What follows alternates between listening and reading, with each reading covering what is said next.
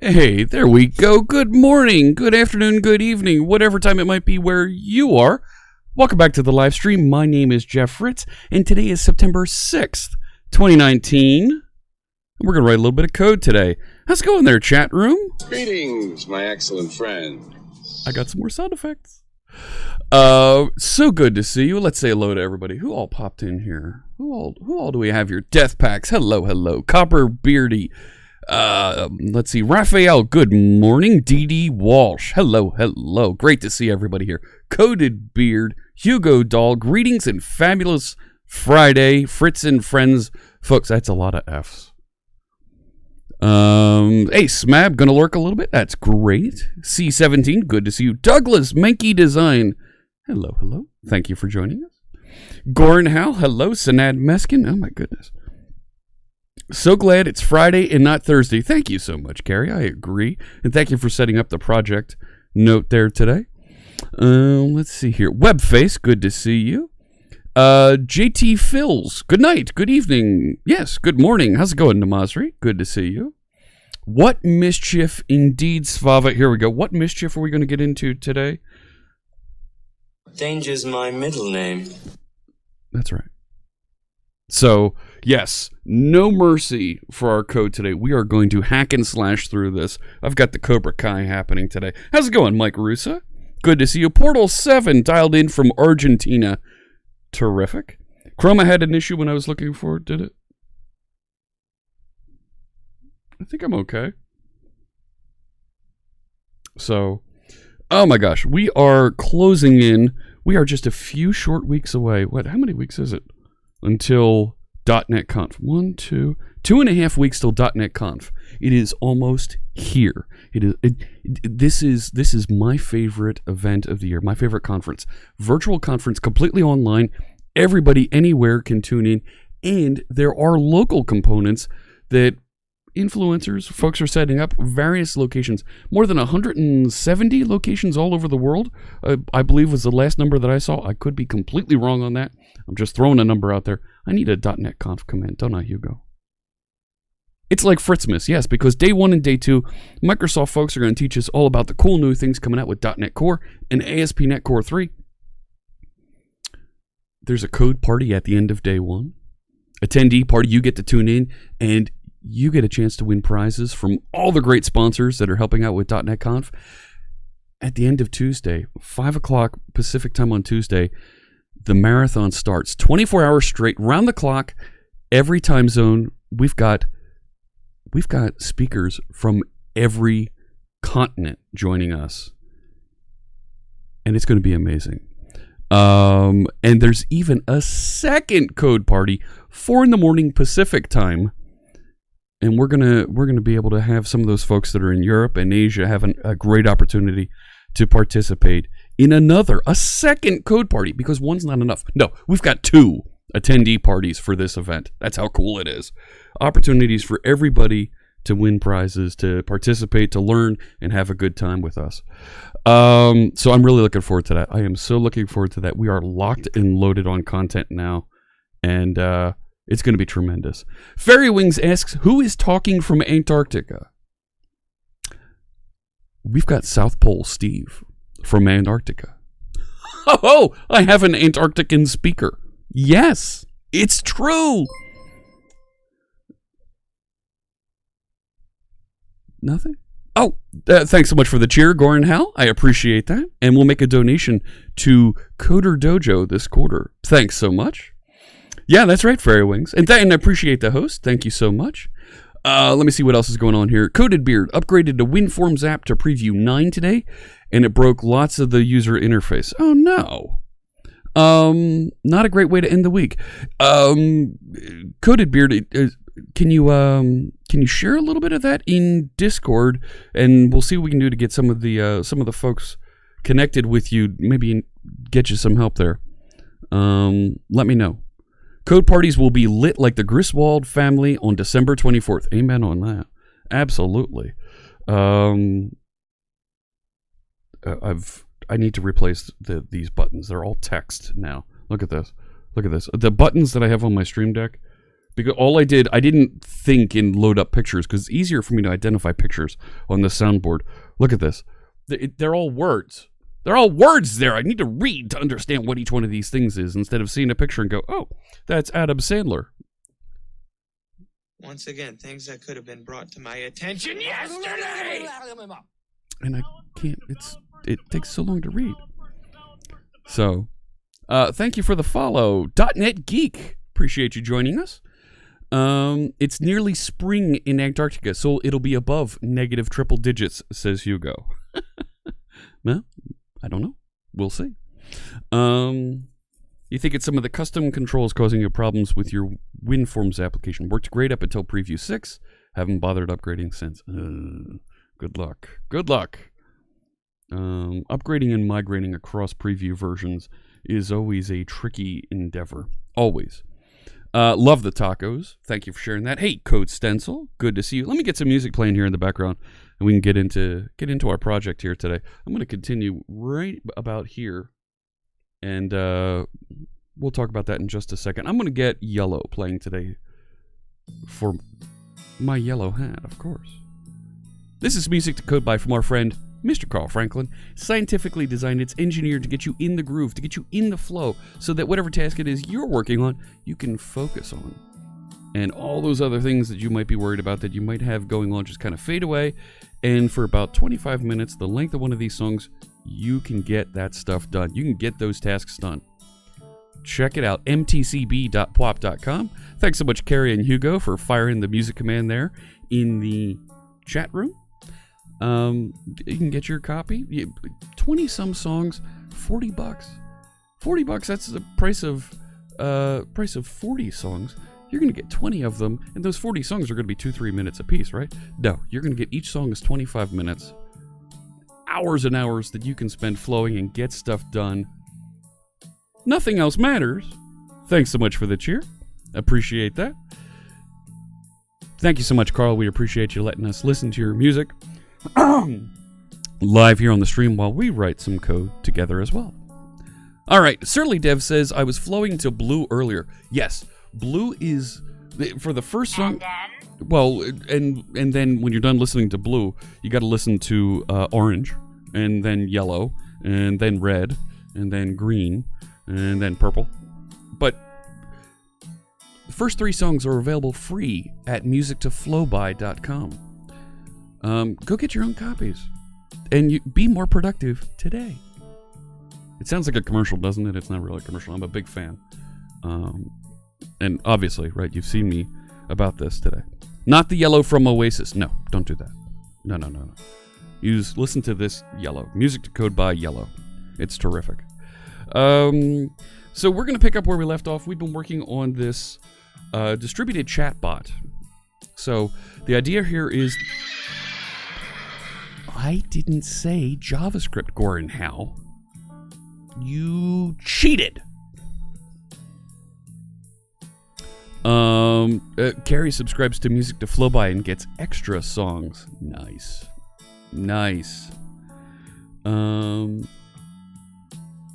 So here's what I'm running into. Here's what I'm thinking. We've been working on this distributed chatbot, and this is really showing a bit of the power of ASP.NET Core as a service, as a web service as well, and how easy it is to compose and build things. And we're going to take this next step. We already have the ability for the bot to join the channel.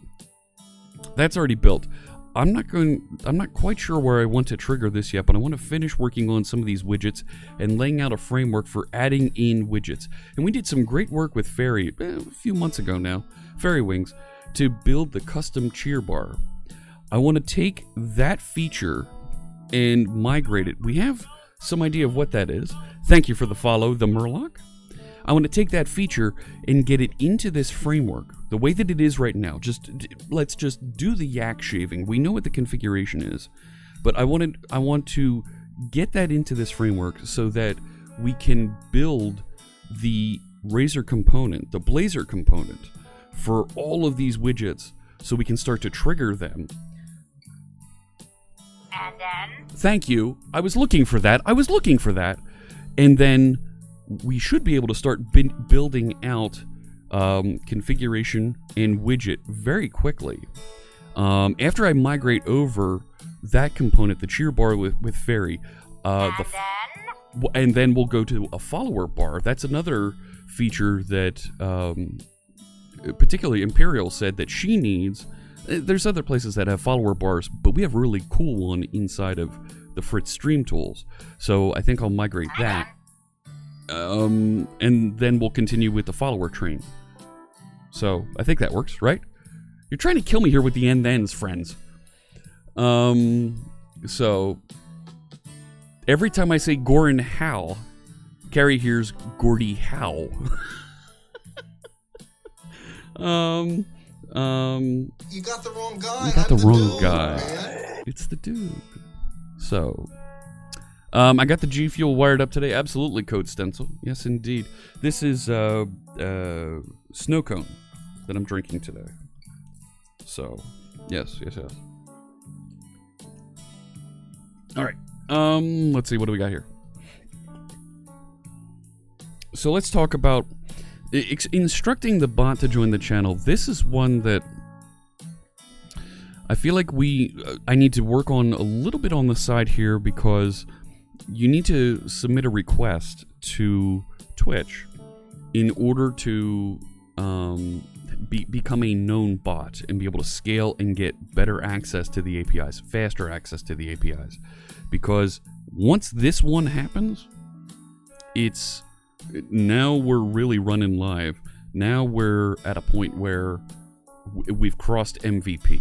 So I want to get a couple of these other architecture things in place. And in particular, once I migrate over these couple of features, we're going to be lighting up SignalR in a real way.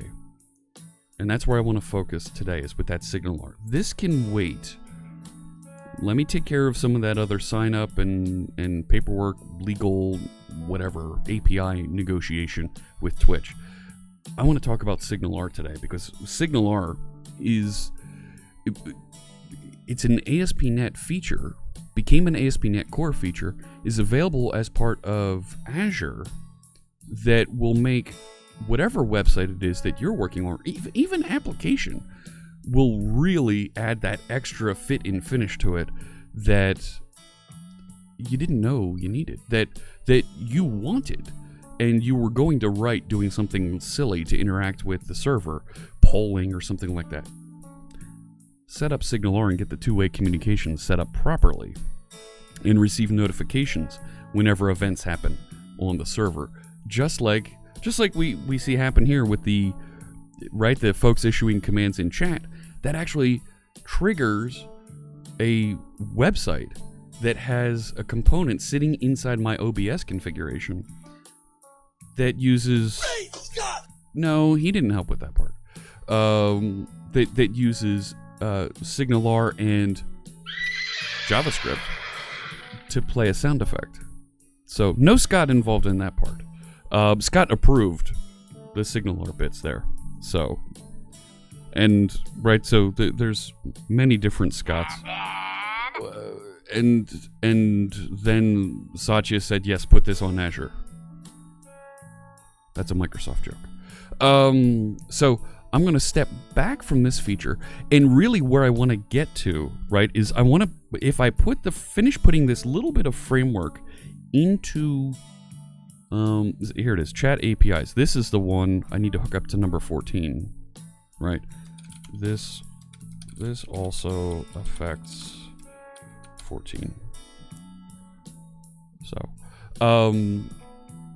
if we put this framework in place, then we can have Fairy come back and join us, and we can do some other really cool stuff with that cheer bar and some other widgets and things that we want to spread and make available for folks on other streams. Oh, you're right, Janescu. Oh my gosh, I should recap that. Yesterday I did the Twitch 2-step. It actually became a 3-step because I hosted our live coding together. We did virtual dev intersection yesterday, so that was Richard Campbell and myself, and we were chatting for a while, and we had our friend Kathleen Dollard join us. She's been on the stream here, and we've written some code together, but we talked about C# 8 features yesterday over on virtual dev intersection. That's the dev intersection channel. here on Twitch. I'm going to drop a shout out to Dev Intersection. I run that channel as well. Where's the shout out? I asked you for a shout out. Chatbot. It's not going to write it. And now I'm sad. I'm not sure why. Anyways, so great. It's a great channel over there. It's leading up to the Dev Intersection event in November. We've got tremendous developer content at Dev Intersection. It's in Las Vegas. It's at the MGM Grand. I'm teaching the Blazor workshop there. If you've seen the Blazor workshop here on stream, you're going to want to see the final version, right? The version that has all the updates live in person and participate in Las Vegas. But we've got virtual Dev Intersection shows scheduled every week here on Twitch right up until Halloween. That's going to be a really, really good week. Because what can go wrong on Halloween? So that happened. And while I was in the middle of the Dev Intersection show, the Twitch Dev folks reached out to me. They said, hey, why don't you join us on stream? Okay, so I joined the Twitch Dev stream. And we talked about the workshop and worked on some JavaScript code together on stream. So that was a lot of fun. Is it case sensitive? No, it's not. Shout out to Dev Intersection. Thank you, Michael Jolly. Yeah, the Michael Jolly is a new bot. I'm not sure why. Every now and again, that shout out doesn't work, right? So there's, right? It's just kind of taking a powder today. It's weird. I don't get it. Need to figure that out. Let's see here. Okay. Thought I saw something pop up. Question from Deathpacks is, what's my opinion on default implementations on interfaces? Oh my. Well, no oh my there. Default implementation on interfaces is interesting. This is a C# 8 feature that will allow you to specify a default property, a default behavior for features on an interface inside your C# code. I don't have C# 8 turned on inside this project. Let me see. If I go down to here, I could do it here. You turn on C# 8 by saying lang version, and I could say 8.0. I can also say latest. I'm going to put it to 8.0 here inside the test project. And let me show you just a second what, in case you haven't seen, what default implementations look like. I'll just add a class. Here, add that class. So, right, I might have a interface called I do stuff, right? And it's got a method in it, do stuff, right? Big deal. Who cares, right? Maybe that takes a string with some arguments, okay? So if I tell this class, oh yeah, I do stuff. Well, okay, this is standard C# stuff, right? This has always been available. You implement that interface and there it is. You have a method to do stuff. Great.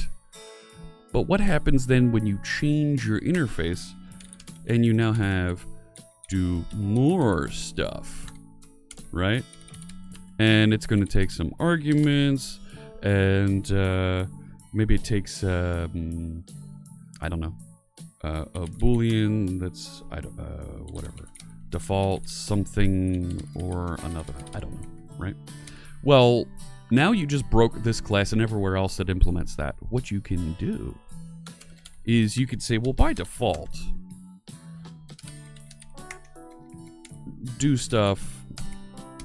So if do more stuff isn't implemented, well, when do more stuff is called on class 1, just do stuff and pass in the same arguments. So this is nice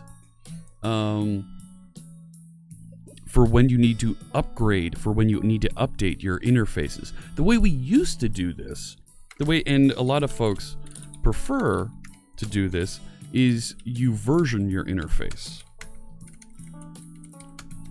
right? Because an interface can implement an interface, and folks would say, well, do that.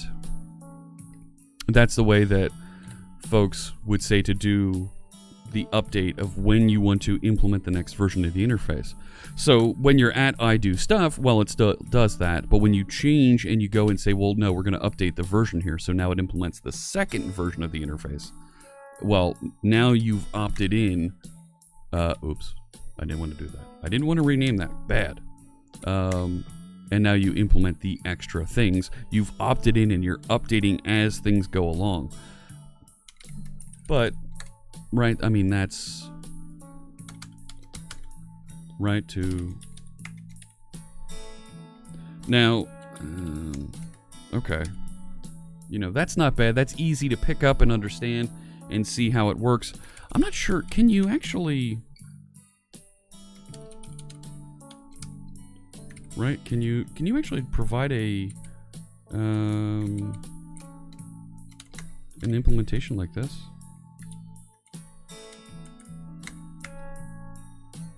I don't think you can. No.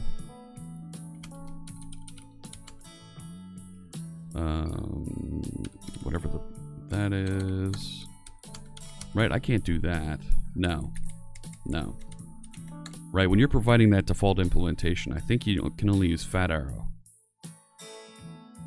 So, it's what's interesting about this is, right, it gives you that default way to call something else that's inside the interface. Okay. You know. Yeah. Hey, CLW's here. Corey Hurricane Weathers. Great to see. There's the hurricane. I see the hurricane emotes there. There we go.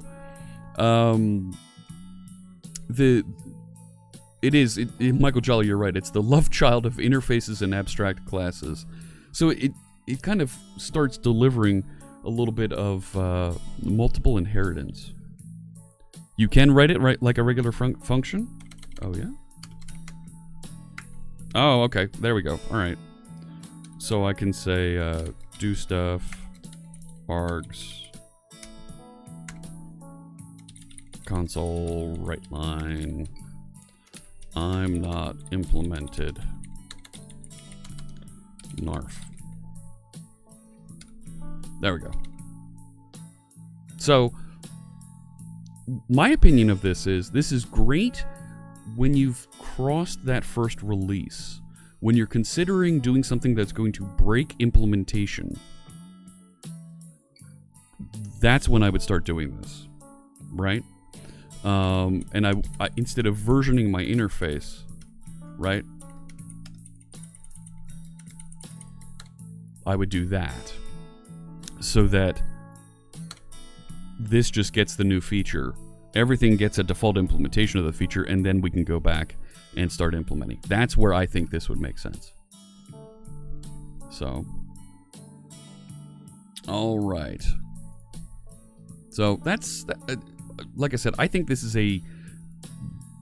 a after first deploy feature that I would implement. I kind of agree with the idea that if you're still waiting for your first release, just keep updating your interfaces. I think you're okay at that point. To just go ahead and update your interfaces. So, all right. Good discussion.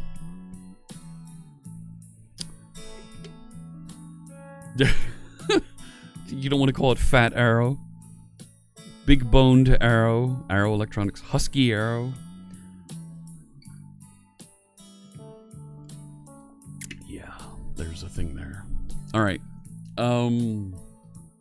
So let's talk about SignalR. Let's get into this and about how we're going to implement and be able to load and interact with our features dynamically. Horizontally tall arrow? No. Well, it's not a lambda.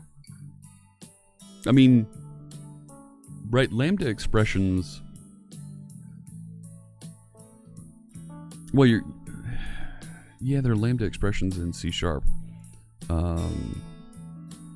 And now they're kind of being overloaded by Amazon with their Lambda service. So, okay. Let's talk about dropping some SignalR here into this. So we already have our actors that are sitting out there here doing their thing to manage and return events, notify when things happen inside the framework. And we have the ability for features to be passed along and receive notifications when something happens. So particularly, we built a follower service actor here that when new followers are detected, we're going to go notify and raise information out there that says, oh, this happened, there's a new follower. So that eventually, when we have a follower train, when we have a follower widget, like the alerts that you see pop up with our good friend Steve. I'm going to first name with Steve. He's only said follower developers 7,500 times here on channel. So we're on a first name basis. But this will trigger it. We can use this to trigger other events, right? To notify other things that happened. And we need to wire that little bit up in here. Right now we're just notifying the chat logger. We should be able to send this information over to other things that are listening for this, like our features. And that's where our SignalR wire up is going to happen. Is we're going to hook this up, and it's already trying to go out to this chat logger. So we're going to see where that's not working right, because the chat logger was misbehaving yesterday. But when this is done, I want it to fan out to all my features that are listening for follower notifications and send that and do something appropriately on the user interface. Is that 21,000 developers? Maybe. It could be. So, developers? No, developers. There you go. All right. Let's get into this. Let's dig in and see what we can do to first off, let's fix the chat logger and start wiring up SignalR, okay? Well, do your best. What do you think? I'm not going to do my best here? Headley Lamar over there. Can I move the closed caption? You can move the closed caption. You can turn it on and off. It's at the bottom of your Twitch video here. It's up to you. You can turn it on and off with the closed caption button there. You can move it. There is a placement option there, and font size. You can change all those things. They're for you to configure. So, yep, closed captioning is a personal choice. You can set the colors, all kinds of fun stuff with that. Did you miss the discussion for the Cobra Kai hat? Unit tests are for the weak. No mercy. No. No. We're going to be deleting code. Code that is for the weak. Unit tests are amazing. Unit tests are what we need. We need more unit tests in this world. We need folks who can build more unit tests. Where'd the sound effect go? Where'd it go? Hang on. I know it's here. Hang on. We need more people writing unit tests in this world. Are you ready? Can you do it? Are you up to the challenge? Removing code is like sweeping the leg. A little bit, yeah. First code usually deleted are the unit tests that are breaking the build. See, that's just wrong, Hugo. That's just wrong. The Murloc asks, what are unit tests? Well, that's a great question. Unit tests are automated tests that we write with a little bit of code that exercise just a small unit of our application. So we've written a couple of unit tests here that will make sure that if there's a command that you're trying to run, right? So and that command doesn't actually exist, it's going to actually whisper back to the user, I don't know what that command is. So this, right, it's a little piece of code that's always here, will always execute when we build. And that's the key thing here is it'll run when we build, and I can run it here in Visual Studio using the Test Explorer. There's also test runners for Visual Studio Code that you can use as well. But I'll be able to see as I make changes to my code when and if I break some existing functionality. So you can see it's building there. I'll tell it to run all the tests. And we should see it come back and say, oh, these all ran properly, and they'll all turn green. The little check mark here should say 2 of 2 ran properly. If it finishes running here. It's got to build first. So, does anyone pray that they check in and hope the build doesn't fail? No, never. That's a bad idea. Failing builds is a bad idea. I can do TDD when at a user group, but sit down in front of a blank Visual Studio and I'm lost, says Surly Dev. You know what? I feel the same way. You know, when and how do I start writing unit tests into my code? Realistically, as I'm writing things here, when I'm building something that I'm not sure how it's going to function, or I'm building something that's going to be high business value, that I know is going to be changing and evolving, that's when I think, ooh, we should put a unit test on this and let this execute during our build process, right? The other thing to note here is look at how fast the test ran. I ran 2 tests and it took less than a second, almost a half a second. That's pretty good. And as you add more tests, right, you're going to get you'll feel the effects of the just-in-time compiler finishing, and these tests finishing running the same things that you're running against the same things that you're testing, and it'll run faster to execute all of your tests. So you end up with being able to run hundreds of tests in seconds. That's a really good thing, right? You can run tests in parallel. Yep, there was a good introduction in test-driven development with a webinar yesterday by Layla Porter. It's now up on YouTube. Copper Beardy, can you share a link to that in case anybody's interested in checking that out? Deathpacks writes code designed to be tested, but not really test-driven development. Write your tests after. And I think that's okay. As long as you have tests at the time that you're checking in code that verifies that it works. And a friend of mine described it as you're pinning that functionality. This is the way that it's supposed to work. I've got a test that verifies this is the way it's supposed to work. And I'm putting a pin in that says these two work together. This works. So as somebody else comes along on my project team and changes code, my tests shouldn't change, and ensure that when my teammate works on that, they haven't broken the way that I expect my code to work. Relying on the Alphys manager and a trainer to test is hard. That's hard. So, writing code to test code is actually very productive because, yeah, you're writing a little bit more code, but think about all the times you would have to run through and test and manually execute and make sure that things work. You don't have to do that. Let the machine do that in the background while you're writing code. And that's what live unit testing does for you, right? As you're writing code, it'll execute your tests and tell you if you've broken anything. I've only got 2 tests in this project, so it's not too valuable for me to be running that in the background right now. So, Sanad Meskin says, TDD, test-driven development's purpose is to force you to build small, testable units. Yeah, sure. It drives an architecture pattern for your application.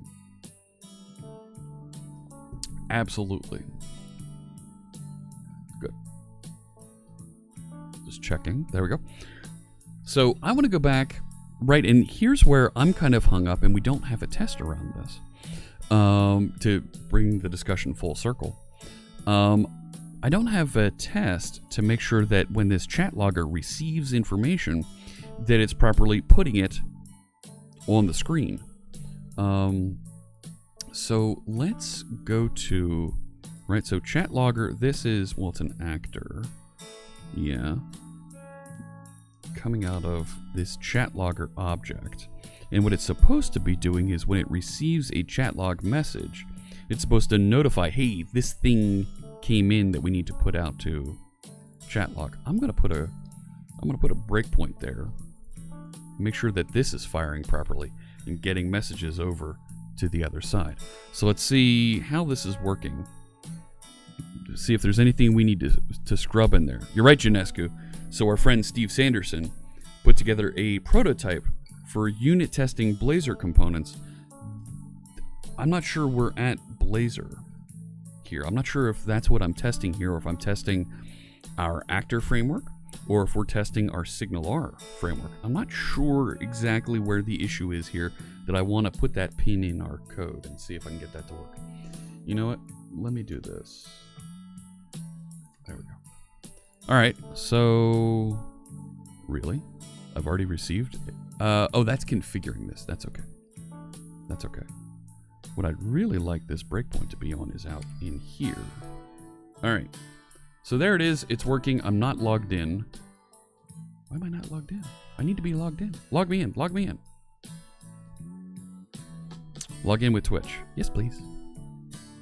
Of course I'm going to log in with Twitch because we're wired up to Twitch. We're using Twitch APIs. And I can go to current channels and I can tell it the channels to log into. Here's where we're going to start to see this. Because right here it is.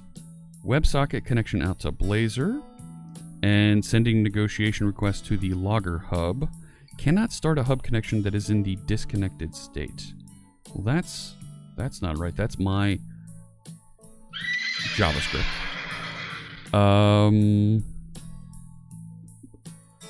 That's trying to, let's take a look at that code. So it's trying to start, and so that's the error. Well, wait a sec.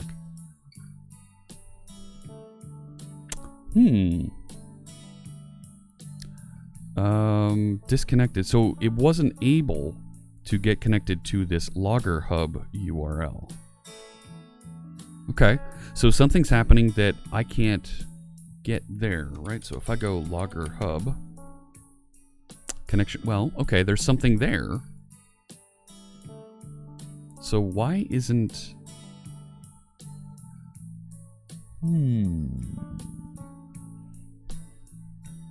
Am I joining one hub for all channels or one per channel? One hub for all channels. It should be able to handle this.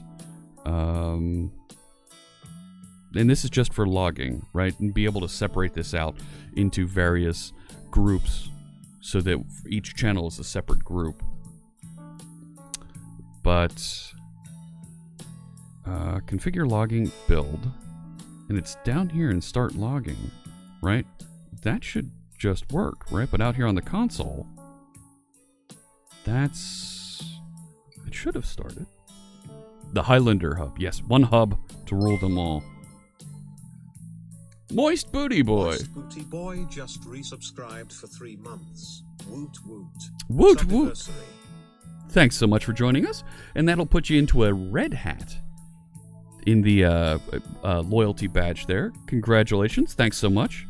And we'll make a donation to Coder Dojo.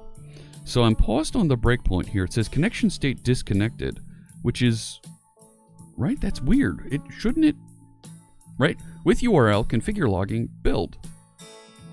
That should just connect, right? You have 50 hubs in an application? No, you don't need 50 hubs. I'm purposely separating them into different pieces of functionality. You could, the SignalR team says you could do this all with just one hub in your application. You could. But I'd like to be able to separate those so that perhaps at some point I can do a little URL routing, and when you're listening on this URL, which is Logger Hub, that might be answered by this application over here. And maybe there's another one over here that's the Followers Hub, and that might be handled by an application over there. It gives me, by putting this in place now, the flexibility to change it later without going and finding everywhere that's referencing these things. And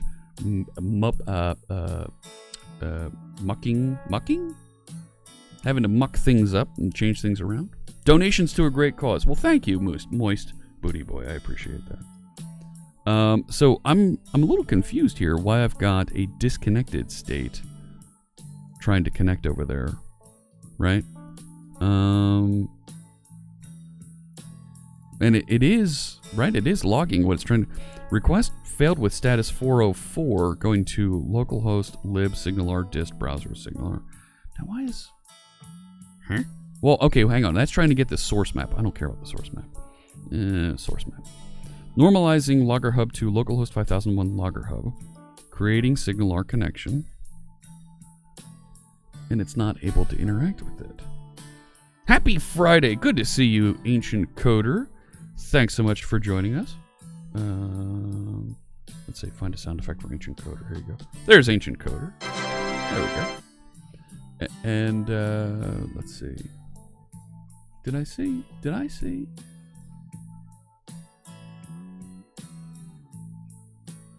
Looking. No. Okay. Just wanted to mention in relation to Coder Dojo, we put a link in Discord for a webinar they're running for people interested in setting up Coder Dojo clubs for young people. Yes. Denton Burton Jr. How's it going there? When is Skynet going live? Sometime mid-2020. A little bit around there. How's that sound? Is that good?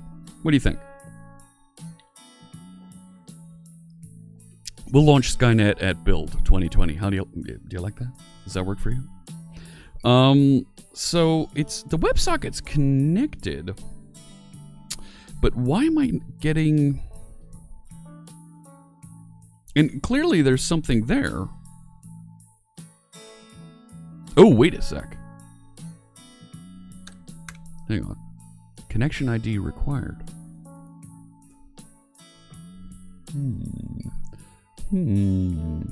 Where is Logger Hub? So let's walk this back. Now I think I have a SignalR configuration issue. So let me go down here to configuring. There we go. Routes, Map Hub, Logger Hub. Where's Logger Hub inside my application? Oh, it's right there, of course.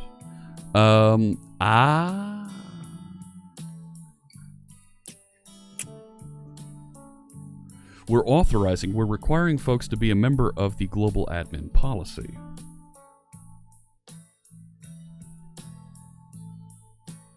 In order to get that log information. So if I turn that off and relaunch this. What if Skynet is started and it's laying in wait for the moment to strike? Well, we need to write unit tests for Skynet so that we can be sure that it strikes properly. No. It's placing Scots in key positions to take over. Scott! No. Not him. Right, Scott. That one. Found that one. Okay. So I'm going to go over here. Current channels. Right. Did this connect now properly? No. So it wasn't the authorize. Interesting. Oh, no. WebSocket connected. Sending handshake request. Connected successfully. So if I tell it to join.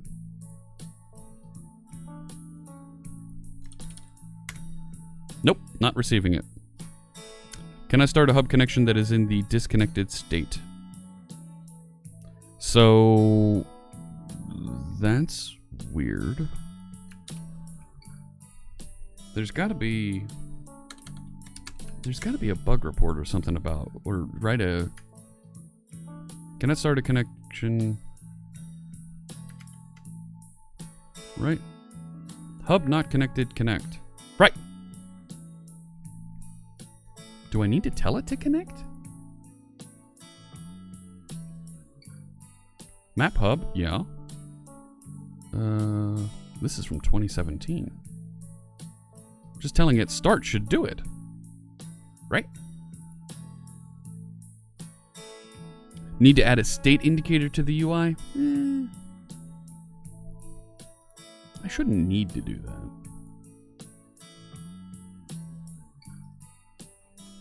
Right, I'm not hooked up to the debugger here.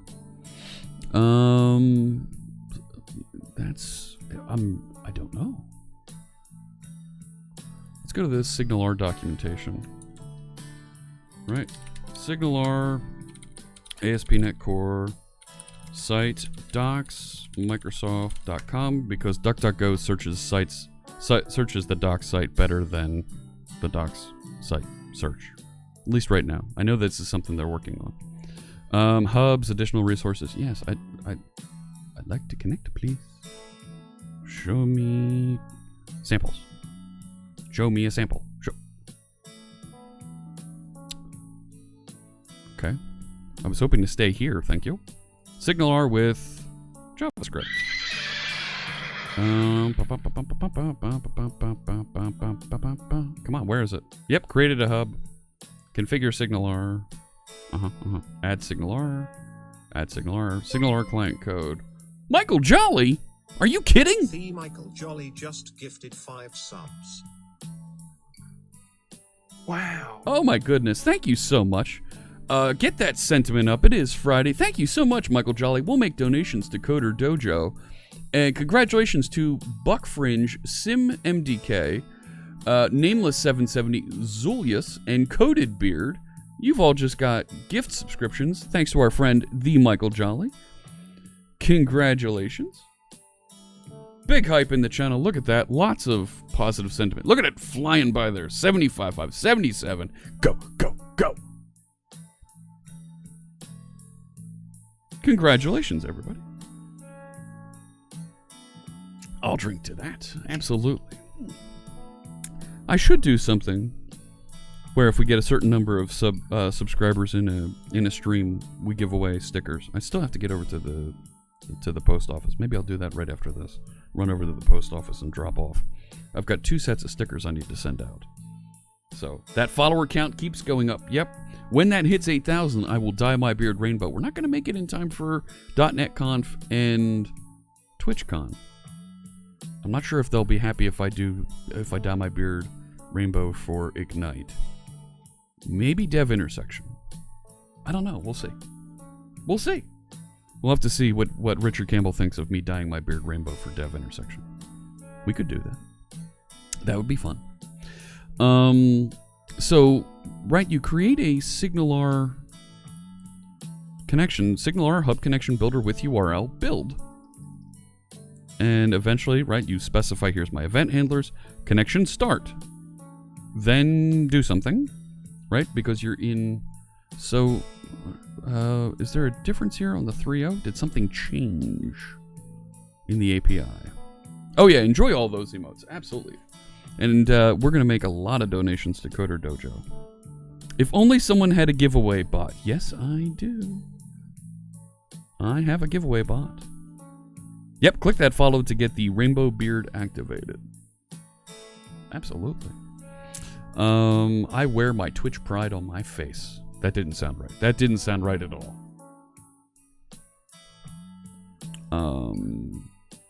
I should definitely do something for TwitchCon. Oh my. I know, right?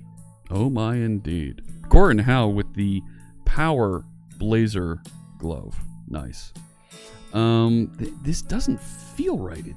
This looks like it should be connecting and working properly here. And then? Well, and then we're doing this debugging to try and figure out why it's not. Thank you for the follow, SimMDK. Appreciate that. Yeah, when this flips over to 7,600, we'll trigger a giveaway. So, 37 more followers? Then we'll do that.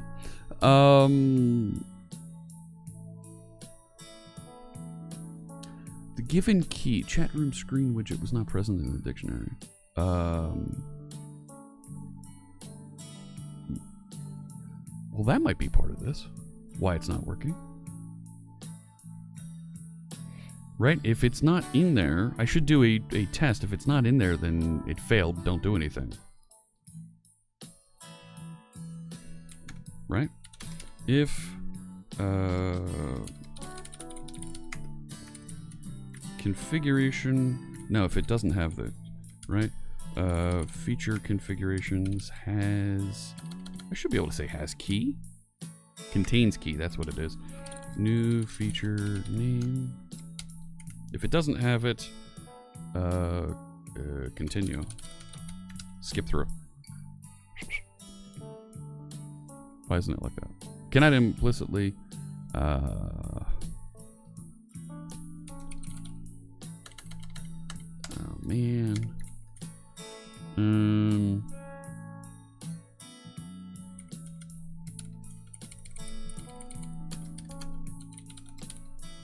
Can I do that?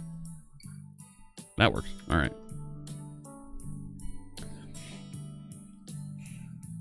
So I'm wondering if that... No, that can't be why it was failing. Hey, Codescu. Good to see you.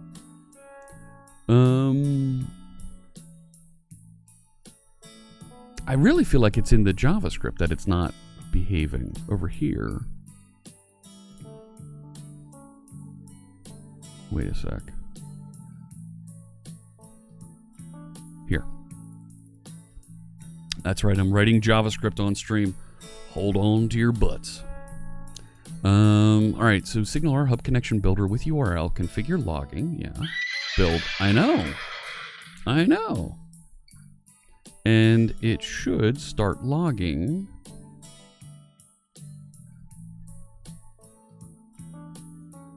Right? Is that actually getting called? I don't think that's actually getting called. I don't see anywhere that start logging is being called. Or maybe it's being called inside the page. It might be being called on the page. Let's take a look. Current channels, Razor. Right, that is a current channel model. Receiving the JavaScript runtime. There it is. Right there. Is where it's calling start logging. Okay. We should be okay. Ah, you messed up there, Goran. Yeah. What? What, Corey? So, alright, go back to current channels. So this should have fired into start logging. There it is. I've got my breakpoint right there. Right, if I let that continue, because it's paused, not step over.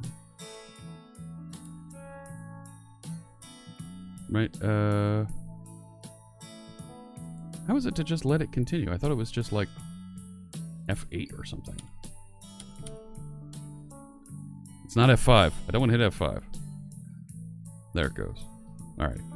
So if I tell it to join a channel. So there it is. Now it's firing start logging again. And again. And again. That could be a problem. That it's constantly firing that. There we go. No, I didn't edit. I didn't edit this code. I did not edit this code. But I'm gonna have to stop. I'm not sure where it thinks I edited the code. That's annoying. Try that again. VB script. No VB script there, Gordon. How? No.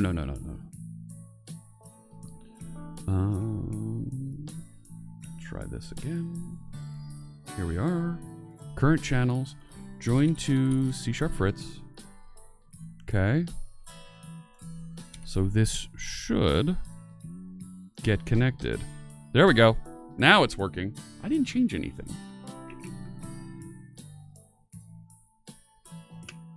So that, all right, so now I've got it wired up. I've got the log now properly outputting here. So, same behavior happened to you, still on Visual Studio 2019. Yeah, this is the latest preview. So there's something there where it thinks that it's been edited and we haven't edited anything. So now I'm receiving SignalR content and using JavaScript. I'm writing it into the widget that Blazor presented for us. I'd really like to do that all with C# and do it as a Blazor component. But Blazor doesn't support SignalR yet. The SignalR client yet. So we can't... Yeah. So we're going to have to use more JavaScript to do that. So... there is somebody has written an extension for this. This isn't the officially supported. Somebody wrote this it'll go through and do, right, if I remember correctly,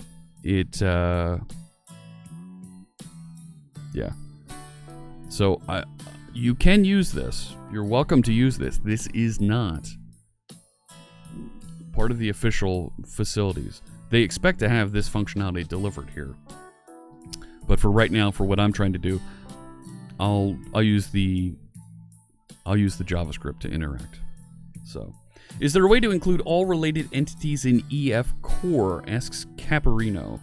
To avoid multiple includes. No, I don't know of a way to do that. You need to explicitly include so that you can appropriately build the SQL statement inside your entity framework calls. So, okay, this is working properly. This is great. And I want to now, right, this is not just a chat log. This is logging all the things that are going on, coming back to this, that I want to log here, right? So I also want to be able to log other events that happen on stream besides the messages in each channel. I want to log when a new follower event happens as well here. So I had already started writing into the follower service actor a way to get access to that chat logger object. Okay? So it gets the chat logger, and we can now notify it that, hey, there's a new follower. This should trigger and put a new follower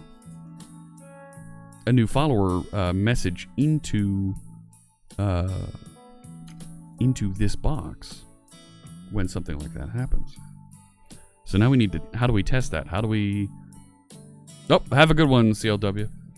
How do we test that? How do we put a new follower in there? So I mentioned I have the dev intersection channel.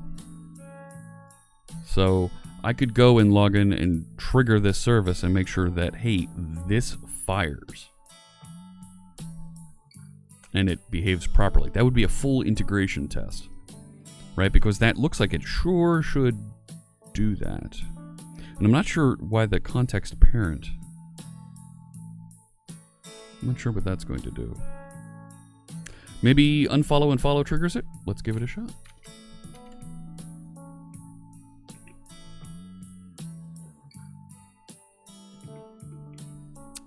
Don't see anything.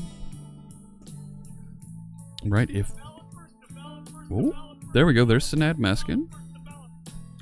Now, this is only going to trigger, right, every... I think it... I forget how often I told it to watch for followers.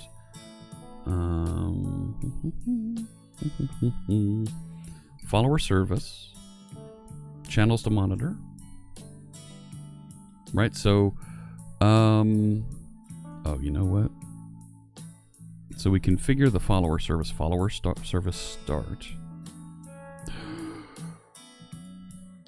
I have a feeling that we're not tracking right now.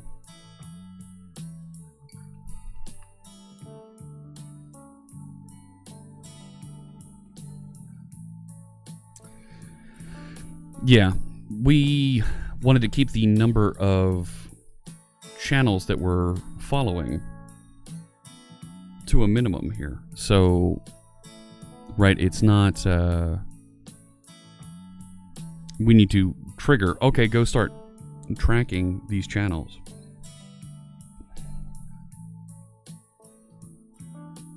Okay. So let's do this. How can we do this? So we're going to walk back over here in Channel Manager Actor. When we tell it to join channel,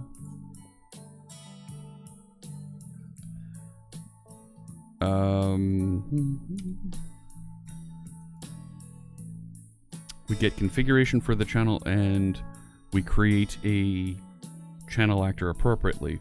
We should kick off track followers for that channel.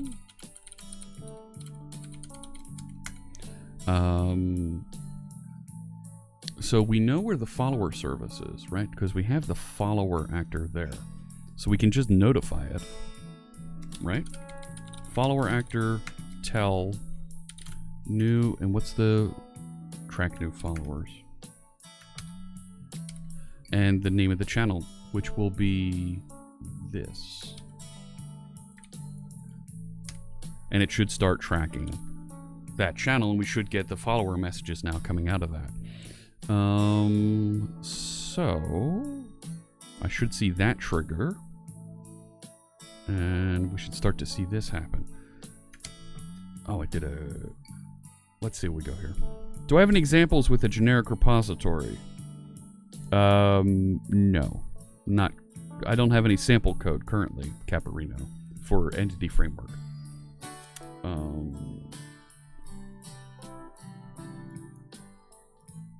Okay, here we go. So current channels, and I'll tell it join C# Fritz. And we got an issue right here. You must add at least one channel to service before starting it. Oh, this is on the follower service. Okay, add channel to track. Line 38. Alright. Here, because we didn't add it yet. So let's switch this. That's easy. Should be easy. So we'll kick it over and we'll restart it here.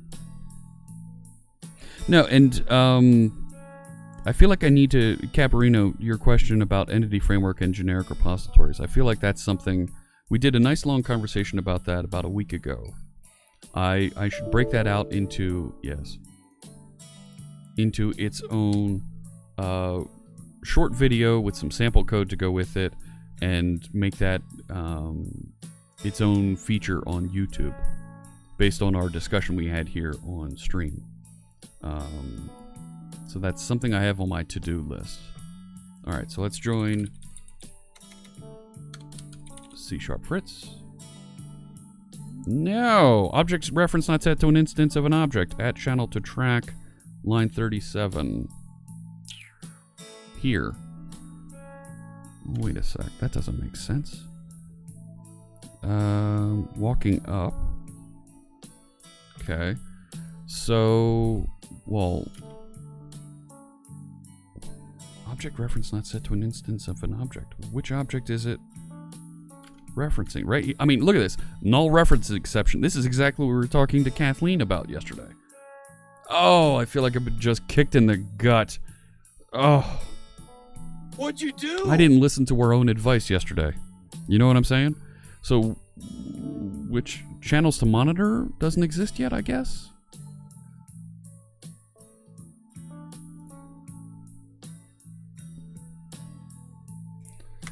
So, if...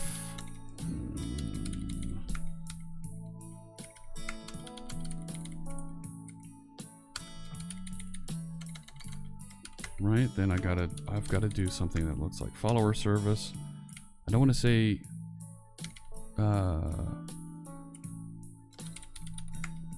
equals new list. And we got to pass in message channel name. Otherwise... Oh, don't tell me that's a... Oh. Alright. So I can't do it that way. So how am I going to define the channels if the channels to monitor isn't initialized yet? If that's not an object, it's got to be an object. It's got to be. Set channels by name. Do that, I guess, right? New list, message, channel name. I can do that, and I want to be able to do this. I want to. Whether or not it works, I don't know.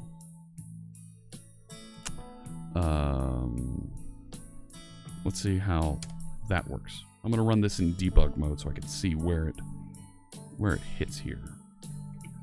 Oh no! What happened to our sentiment? Tacos! Everybody get some tacos! We need tacos! Ah! No! Throw me a frickin' bone here. Sentiment has crashed. What have we done? What? You have no idea what you're dealing with. I don't.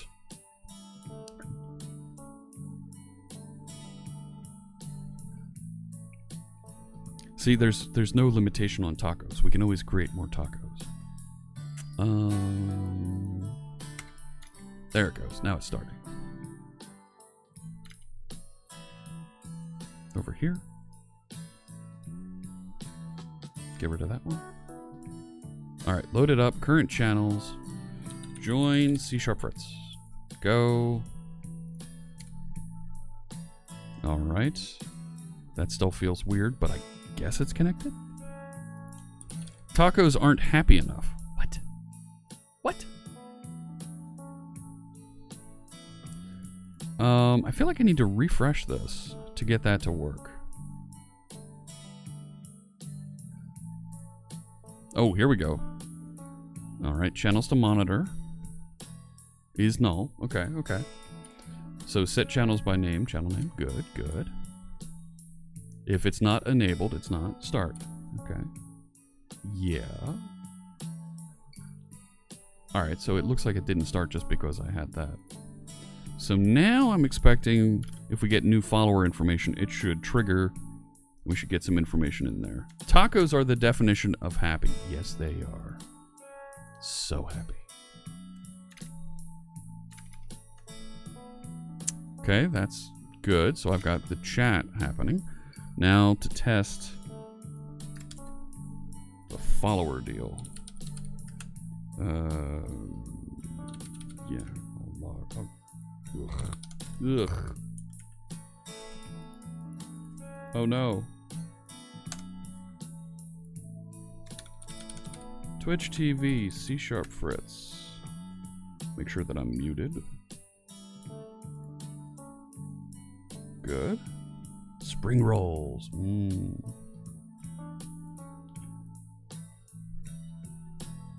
Oh. Oh my gosh. Well, that's not right. 100 new followers? That's not right. That's not right. Oh my goodness.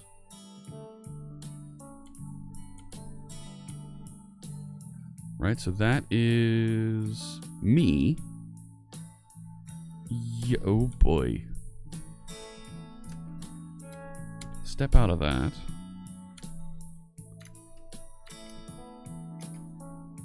Happy spring rolls. Yes. There's no active actor context. That's okay. All right. This could be a problem.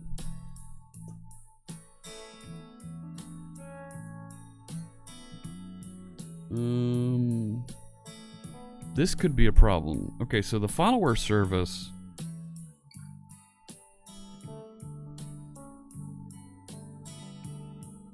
It's saying new followers detected, but they're not new followers. They're known I'm confused here.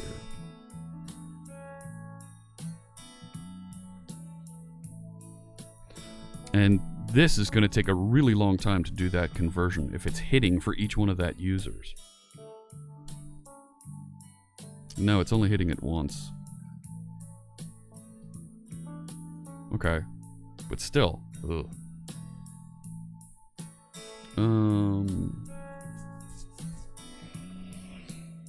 Why is it going and getting all of them? Alright, so Sinad Meskin triggered that. That's fine. That's fine. But this part here, we don't have an active context because we're in an event that wasn't triggered by a channel or another actor calling us. So, right, that's not going to work. Notify the channel actor for this channel. We'll figure that out. But right, we want to get this to pop that message over there, and eventually to do trigger features listening for follower events. That's what we want to do. But that collection of users that it's detecting here, that doesn't feel right at all. Update latest followers async. What's that do?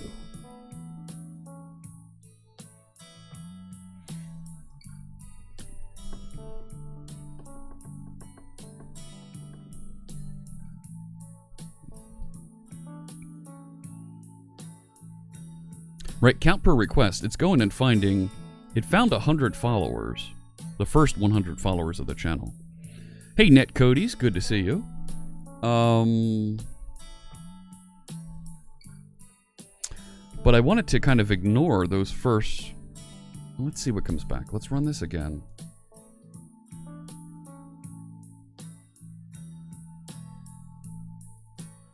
Right, and after it starts,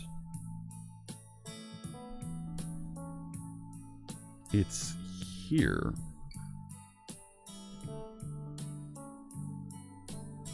Let's see if we can figure out exactly if there's something there that's not triggering properly, or if there's something we need to detect that will tell us whether or not they're an existing follower.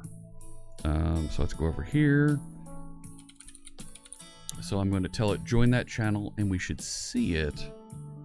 Make that a first request, right? And then reload this. Right, so every time I hear users, it reminds you of the Tron movie. Yeah. All right, so that is connected. So if we did a follow unfollow, there's my channel. Let me log in as somebody over here. This one. Everybody loves tacos. There's some tacos. My goodness, people love the taco emote, don't we? Don't we? Let me key in this code. Because I make all of my Twitch accounts are all two-factor authenticated. And you should too. Make sure you get your Twitch account two-factor authenticated. It's going to help you a lot. Because there's always folks trying to get access to your account. It's a shame, but it's true. And let me just pause. I don't need to watch that video. All right, so here I've got the new followers. There's 100 of them. There's the follow information. Followed at. See, that's not right. That followed at time is wrong too. Right? I mean, that's literally... That's not even right now. That's either... Well, okay, hang on. Some of those might be legit. If that's UTC time, then we're okay there. I mean, 8:30. No, right? That was last week.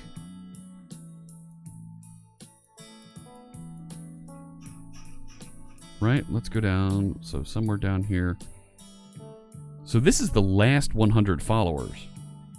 If that is UTC time, that makes sense. Right? So let me step out of that. Okay, so now the new follower, the users that it found, it's got one user. That's not right. Convert ID to username. Get users async. That didn't work properly. That didn't work properly at all. The joy of the string brings happiness. Merry Fritzmas to one of and all. Yes. Thank you. So it should be getting user IDs to list. Right there. Oh no. It only passed in my user ID. That's a problem. All right, hang on. So we've got this wrong.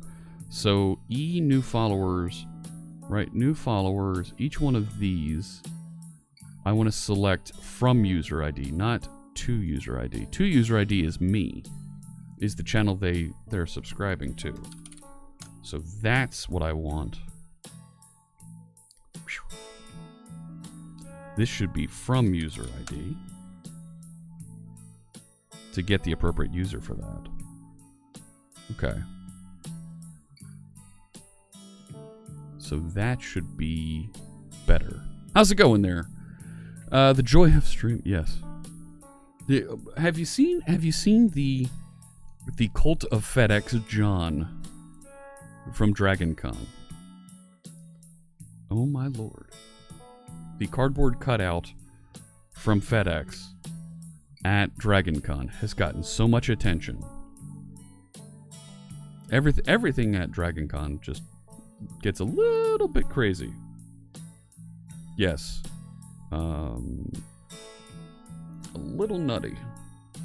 What can I tell you? Alright, so here, that's the user activity train. So, join this channel. And I don't want that to have to refresh to get that go. So there it is. That's working. Okay. I'm expecting to see this hit. Let's do this. And trigger that follow event. Hey! That's dev intersection. See what I did there? This should trigger at some point here. Come on. Come on. I don't see it. Right? Try it again. No, it's not picking it up. That's not making me feel good.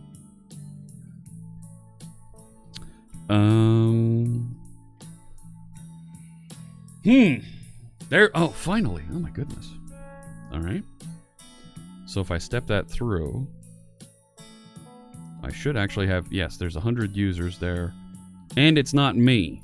Good. Okay.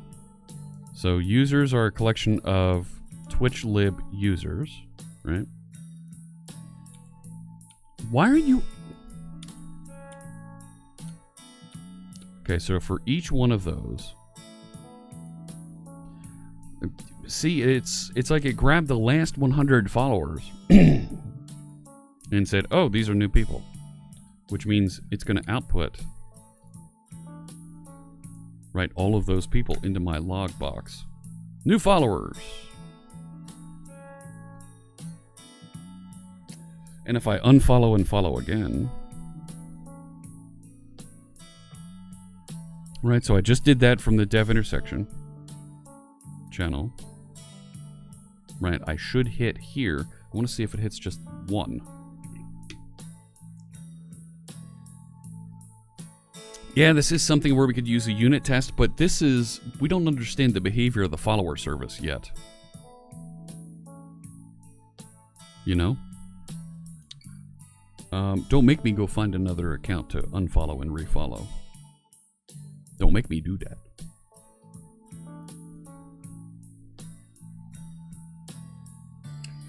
I'm wondering if it's possible the first time through for a channel. Thank you, Z Lucient. That should trigger this, but it hasn't yet. Right, I'm wondering if the frequency is something that we should speed up here. Right, the frequency that it's checking. There we go. One new follower. Right? I can turn that off. No, don't do that. And if I go back to the user interface, there's Z Lucient. A little bit later than how fast Stream Elements comes through, but there was a way to set the speed at which it was checking it. Here, new follower service. There we go. Check interval in seconds. Well, it's only checking once every 60 seconds. And it's only pulling a maximum of 100 followers. So it's like the first time it checks, it's going to pull back 100 followers because it's just getting, here's the latest 100.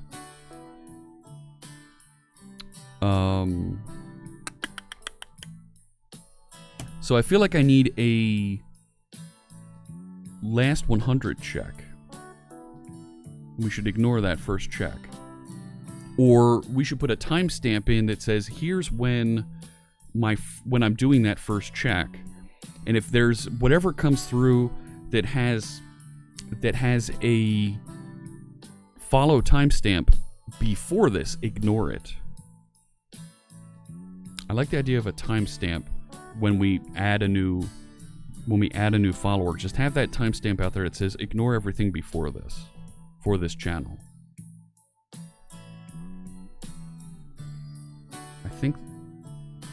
But when I receive new follower information, right, this is going to be across many different channels.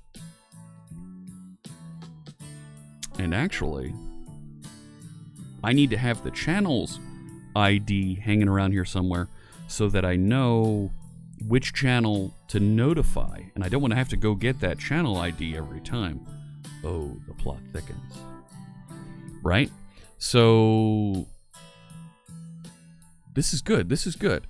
When we add a channel to track here, I don't want to just set the channel by name here. I want to get the ID of the channel and put it somewhere with that, with the ID, the name of the channel, and that date stamp, so that when we receive new followers here, we can look up which channel received the notification, the timestamp, is it proper for us to notify on it? Yes. Okay, so let's do that. We have our method here to convert user ID to username. So when we get, and I'm going to shorten this, right? I'm going to shorten that check interval to 5 seconds because I'm mean like that. Yes, Goran, you are my rubber duck. Absolutely. The chat room helps out here tremendously. So let's set up a private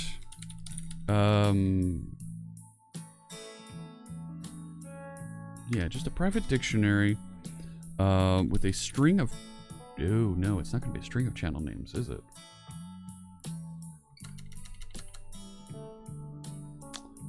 Because I need to find by channel ID as well. And I don't want to manage 2 dictionaries for this. Right? I want to be able to look up the channel by the ID that came in so I can look it up. I think I just need the channel by ID then. Right? But I need to convert the ID then back into a name. No, I can get away with going string date time. We'll call this channels, so we know what they are, right? And we'll create that new dictionary. So now, when I get a channel to track, right? Not just set channels by name here and add that, but let's put into that list of channels, right? Let's get the integer for that user ID, which is, what do you call it? Convert user ID. Well, hang on. Get user sync with the user IDs. Oh boy. So that takes user IDs and goes to name. We need to go the other way. We need to get the user ID for a channel name. Okay. Right, API, Helix, users. No and then.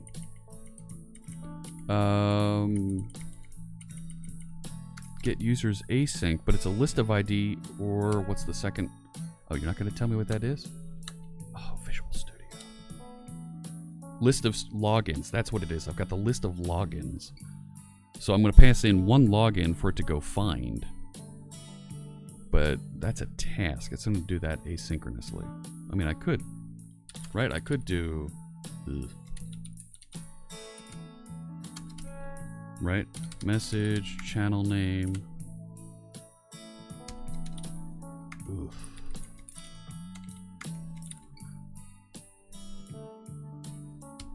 Eesh. I don't like that. Get channel ID. No. Let's turn around, just do the exact same thing down here, right? Private async task.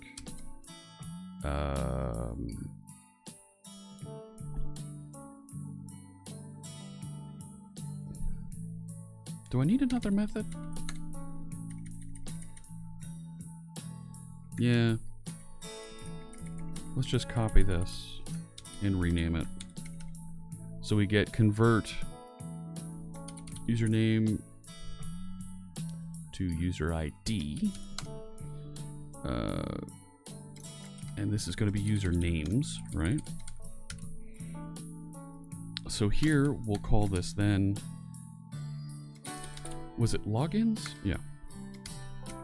And we'll call this user names. And yeah, we're returning a collection of users. So now, And then? well, we should be able, I still got to do the same thing up here. Not there. This user equals and I'm going to give it an array of usernames. So what I'll do is I'll pass a new one of these, and I'll say message channel name. So I've got, right?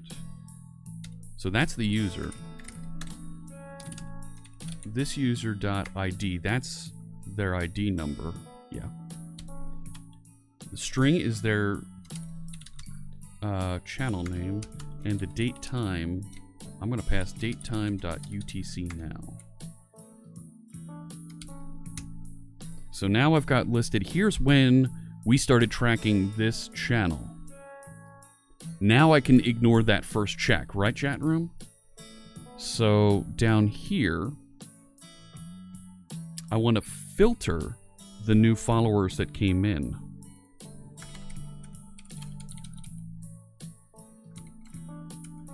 Filtered followers equals new followers where, and now I can inspect those users, well, the follows, and see if we should return them or not. So this is a follow. I want to say follow dot, so to user ID.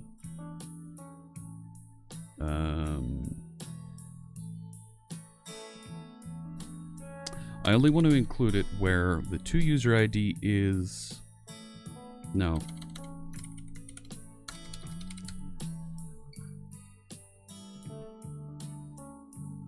Yeah, channels.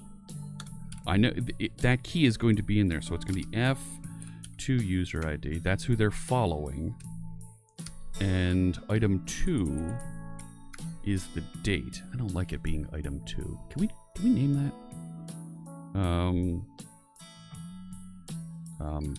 Track date, start date, start time, right? I guess. Right. That's not how the format of that. Start time like that. Right? Yeah. So now down here, instead of calling item 2, I can call start time. Now, why doesn't it like that? To user ID is, it's a string! Fine, we'll make it a string. We'll make the key a string because those are some long numbers, which also means, yeah, that I need to string on this. That feels weird that the user object ID is an int, but the follow information is a string. Okay, here we go. So that's start time, where that is less than the followers followed at. Those are the ones that we need to track. And doing that filter here, no big deal. So now I want to replace this with filtered followers, so we're only going after the new folks. So this then becomes filtered follower. That's not how you spell filtered. Right? And that should work. Boom goes the dynamite. Remember to update followed at. Do we need to update it? Because it feels like it's going to keep track of that for us. Feels like.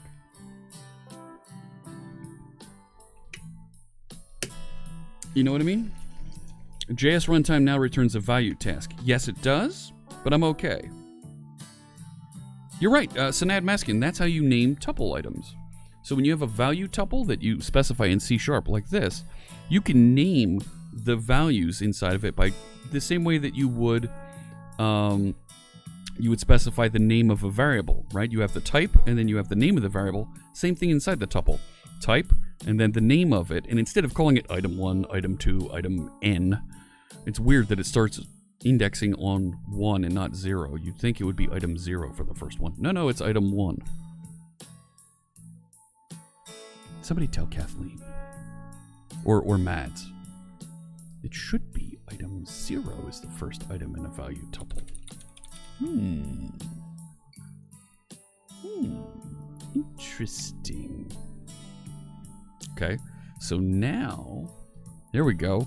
So the filtered followers, how many are in there? Results view. Yes, expand it. The given key was not present in a dictionary. Oh, wait a sec. This should be from user. No, wait. Following to 96909, yeah. Channels should have a key that is. Why is it 601? Where did that come from? That's not right. It should be. Right, my Twitch ID is. Yeah, 96909. I did something up here that didn't load properly.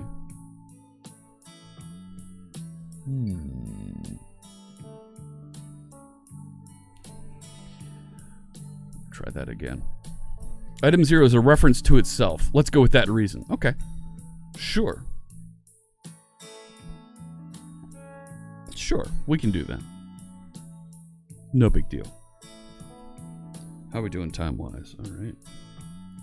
Bring this over here. And current channels. There we go. Look at that. All right, so this user... So it got my information. My ID is 504. Wait a sec. Oh, you know what happened?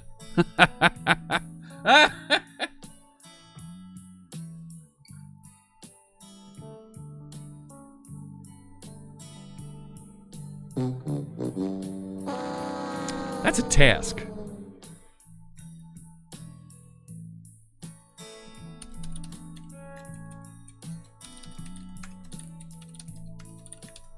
That was a task. That ID wasn't the user ID.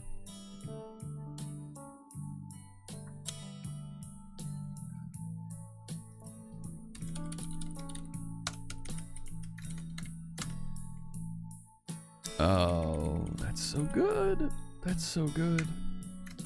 That's why it didn't match up, because it wasn't the right type.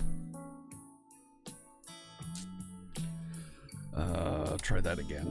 Oh man, I could await on there, and this would need to be awaited. Little Savannah says, I always miss these type of errors with var when I'm using var instead of type for variable. Well, actually, this is even more tricky, because both the task and the user object that I was expecting to return had a property called ID, but they were of different value types, right? It would have been even harder to find if they were both strings. Then I would have run into, well, they're not, while they're of the same programmatic type, they're not of the same logical type.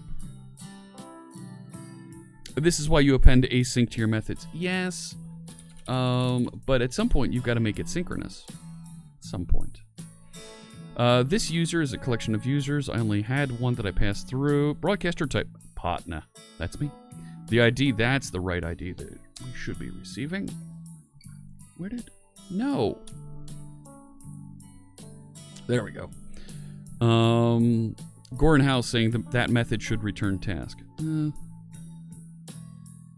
So results, no results. So this should return... I shouldn't even be doing this. If part of me says I need to throw an if case in here that says if filtered followers any return, right?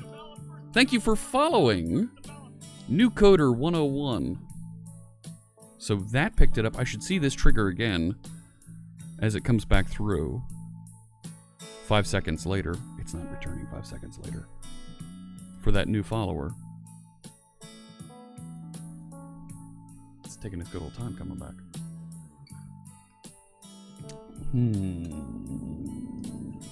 Come on. I don't see it.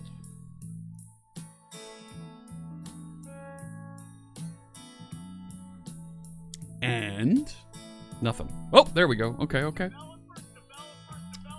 DQ Kev, thank you for the follow. So there's one follower, right? Filtered followers. And then? Well, hopefully. Come on. Yes, yes, go. Do the thing. Do the do. New follower in channel. So it found it. There it is. That was me that wrote that. So it still hasn't picked up DQ Kev yet. We should see that land here in a second. But it's going to hit these two breakpoints. Right? But even though I told it 5 seconds, it's certainly not coming back every 5 seconds with that. Where it's checking that. Hey, Brave Cobra. Hello, hello. Is he here? There he is. I'm expecting to see that message come through. And it's not.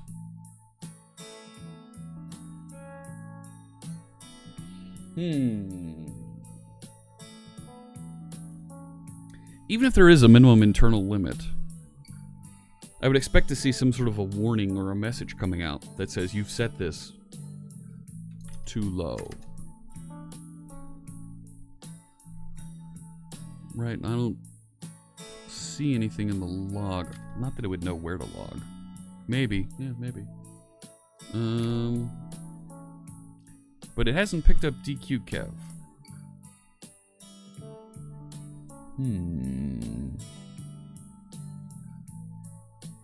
I know, right?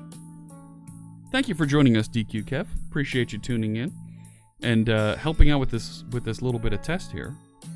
I don't know. It's more than a minute. Yeah. But it should have come back a second time. Right? We should have hit this.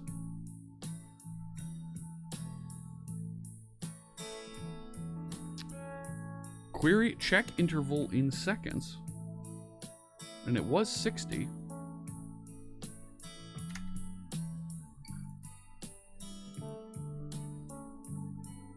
Right? See if I can get this to fire again.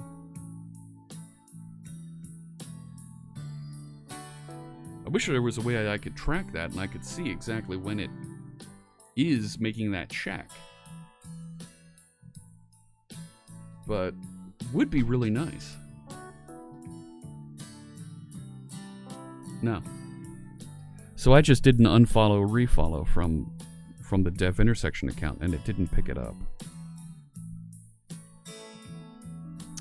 I wonder if that's Twitch internally not allowing that to go through.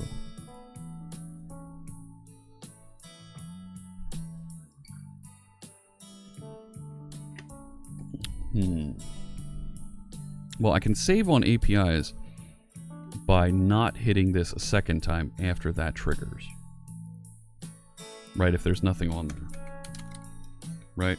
If not filtered followers any, return. And the other comment was up here. Add channel to track. If we turn this into a task, make it a sync, then instead of doing the get await or get result here, I can make this, I can await that. But, right, can I make this receive async? And that, okay, cool, that works. Feeling good about that. Yeah, that is the case. Unfollow follow doesn't trigger. Okay. But Yeah, unfollow. So unfollow doesn't trigger an event anyway.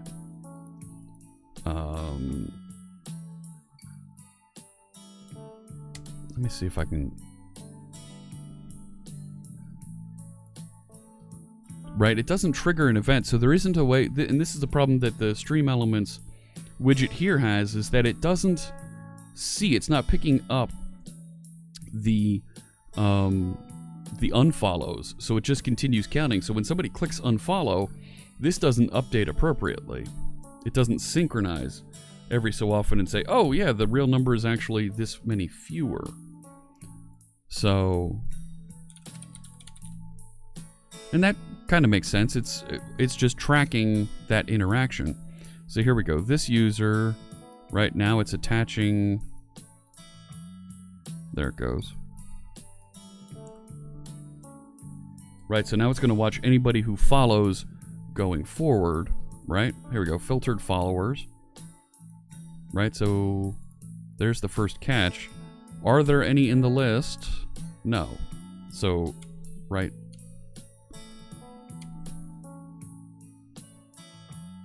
Interesting. It's just now. I should put the 2 on that.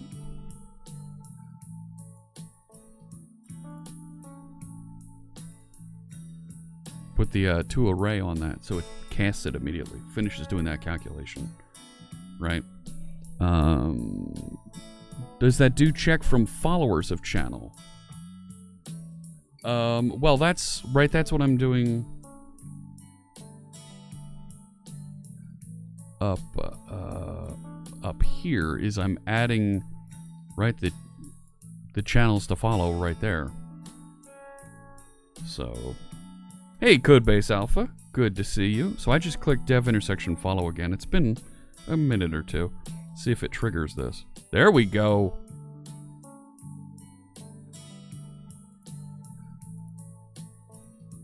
Right, that filtered follower list. All right, there we go.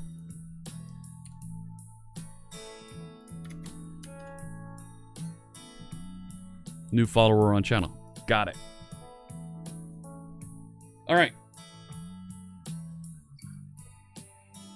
The only internal check is that that interval is over 1 second. Oh, did you, DevX, or did you drill down into the source code for it? Surly Dev's cat is going to follow me now. Terrific. That green font is hard to read on stream. Okay. So Stream Elements picked up Fredda the cat. Nice. Nice. Hey, Brave Cobra. Brave Cobra 2 just resubscribed for 10 months. Subscriptions don't count as follows, right? Right. So this one should come through there. It does not. Thanks so much for that sub, and we'll make a donation to Coder Dojo. There we go. And there's Fredda the cat. So a little bit slower because it's checking less frequently. But I'm feeling pretty good that we're now notifying appropriately. We're receiving the notification of the follower. Okay. So let's move forward now and trigger other features that are listening for that and set up those SignalR hubs for those other things so we can notify, because we're going to set up down here in our standard features, we're going to set up a hub for the user activity train. So we have a way to notify that this happened for those widgets. Do we set up our own hub for that, or do we just have a follower hub? Thank you for the follow. Is that Namsi? I appreciate you joining us, and I look forward to seeing you in the chat room.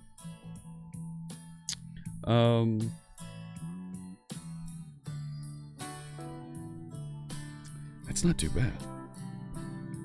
Do I need multiple different hubs, or do I just have a follower hub? And I set up my features to listen on the follower hub for those. And they behave appropriately if they want to listen for that or not. Maybe that's the way to go. Because there's only so many things. Why have a separate SignalR hub for each feature?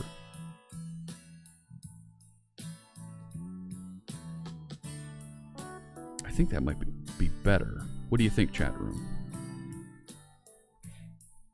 I think that's a better way to go. I do. Where did the hubs... I thought I had a folder for hubs over here. Where'd they go? Is it... Right? There we go. Logger hub. Where is that at?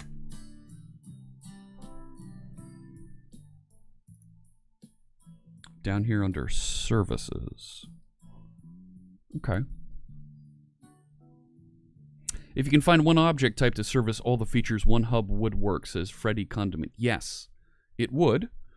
But I think it makes sense for the purposes of being able to separate these things later to set up. I'm going to set up different hubs for the different types of notifications that I'm sending out. That way I'm able to separate those things later so I can have different services handle different notifications. I think that'll work. I think. Hello? Hello?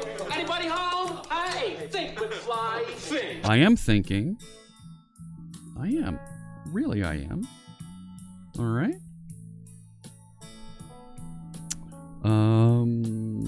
There's the cat. Look at that. There's Fred at the cat. So, all right. If I set up, and it turns out this authorize was okay, right? So if we have follower hub, and this is a hub with I follower client, right? We'll specify exactly how the methods that you can call down on the client, right? Public interface I follower client.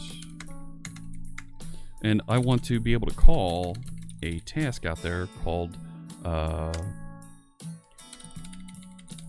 new follower. And I'm going to be calling this appropriately for just those folks that are listening to a specific channel. But it's going to be string new follower name. I think that's all that I need. So, when you connect to the follower hub, I need to detect what channel you want to listen for followers on and put you in a group for that. So there's a feature in, let me do this. Let me grab iFollower client. I want this client to follow that hub around. So I'm going to cut that. Let's move this to another file. Thank you for the follow. Is that Gray Nix? Welcome. Let's move this to its own file. We'll go over there. Okay. What do you mean you don't know what a task is? Sure you do. There we go. So SignalR hubs, these are the server-side objects that we have that we create that manage and declare the interactions that the server has with the client. So our ASP.NET server, our web server, hosts this. Our clients, in our case, JavaScript clients, will connect to this and start listening for messages. And that's that two-way connection that we get. From here, we have a definition of what type of methods the clients implement. They're going to implement this new follower method, right? That's what this interface is that we're declaring on this hub. This way, from outside here, I can say on the follower hub, tell all the clients there's a new follower and this is the new follower's name. But that's not actually what I'm going to do. I'm going to tell all the clients in a group that corresponds to the channel name that I'm notifying on, right? Think about SignalR hubs like a chat room. We're going to, right, on a specific channel, right, in the group of clients that are listening on that channel, we're going to notify all the clients on that group that this happened. How did I create a file? What command was that? Alt-Shift-C will create a new class and give you the new class. There you go. You see Alt-Shift-C in the corner of the screen there. You can also move things automatically into a new file by doing Control Dot, and the IntelliSense helper in Visual Studio opens up here, and it's one of these options here. Move the type to a new file, and that'll automatically move it into a new file with the same name as the type. So on the hub, what I need to do is I need to detect, well, where are you listening for these followers? Which Twitch channel are you listening for? So what I'm going to do here is I'm actually going to listen for a URL, right? I'm going to listen for a specific element of the URL and grab that and use that as the group that you're listening to. And I forget how to do this. I've done this in other channels. I've done this in other bots. And I forget how to do this. How do we do this, chat room? There's a way. You know what I'm talking about. I did this in Stream Tools, right? So if we go and we look at the code that I have over there in fritz.streamtools, I should have here I have a hub. So I have a hub to listen for to send information out about followers. I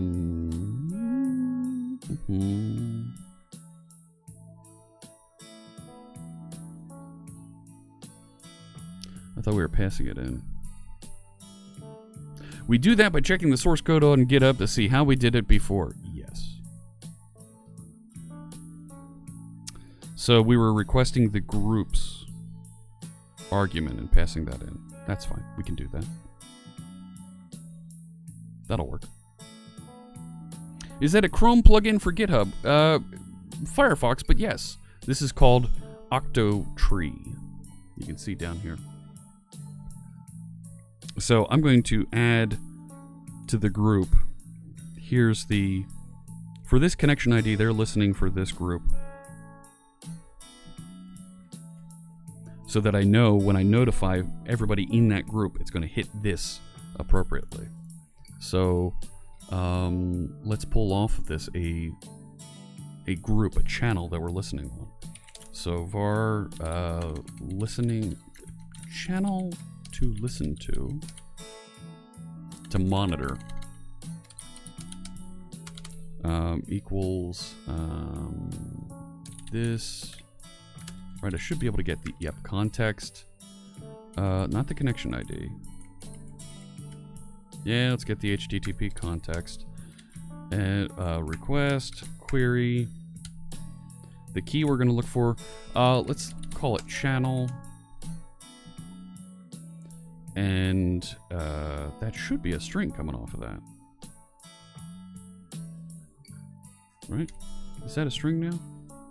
It's a string values.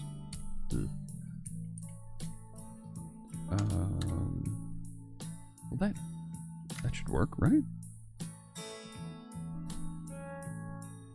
Yeah, I can do single or default on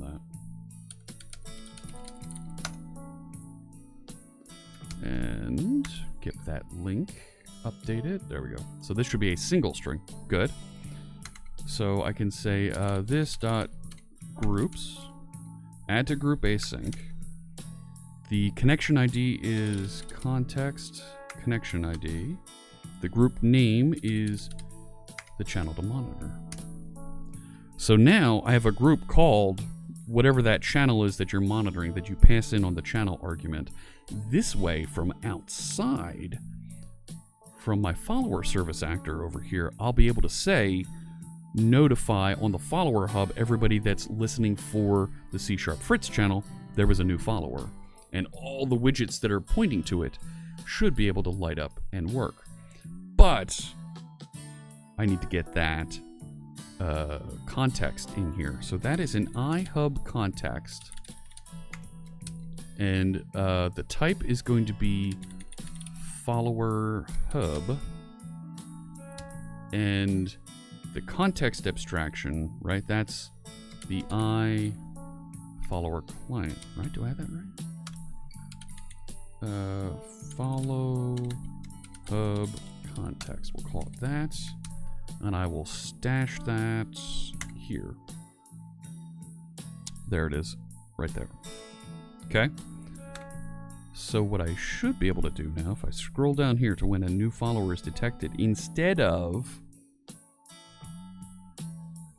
notifying the channel actor here, I should be able to say follow hub context groups for the channel name that I received a new follower on, which is channels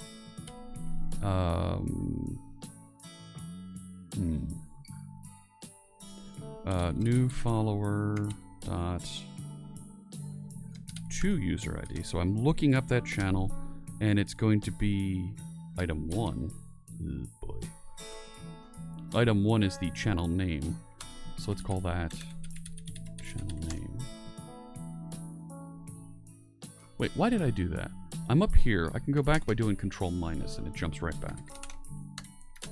So I can say channel name. Okay. So I've got that group of, right, of all of the... What do you mean you don't have groups?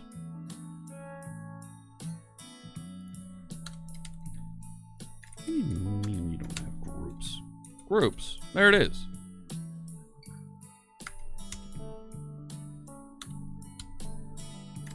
I think I wanted a bracket like that. No. It's an iGroup manager. Okay, what do we have on that? Add to group? No. No. I want to notify everybody in that group. Clients? No. Ah. Group name. There it is. Alright, now we go. Channels. Hey, thank you for the follow. Is that Ramen Tran? Welcome. Okay, so it's going to be channels. The new follower to user ID. Okay. Channel name. All right, so now I have the group, and now I'm going to call new follower with the new follower name, who is this user dot display name. So that returns a task. And I'm okay with that running asynchronously. Fire it and forget. Go. And let it notify that that thing happened. So that should come through all the way to here. My follower service, because this is being constructed outside of here, right? Something else is constructing this.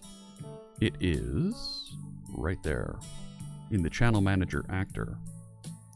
It needs to have that property to pass into it for the follower hub context.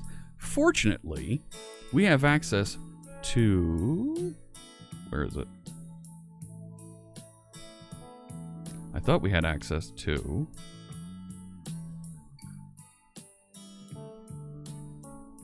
Maybe I don't have access to. I thought we had access to the IOC container here, so we can spin that up, so we can create the appropriate context there.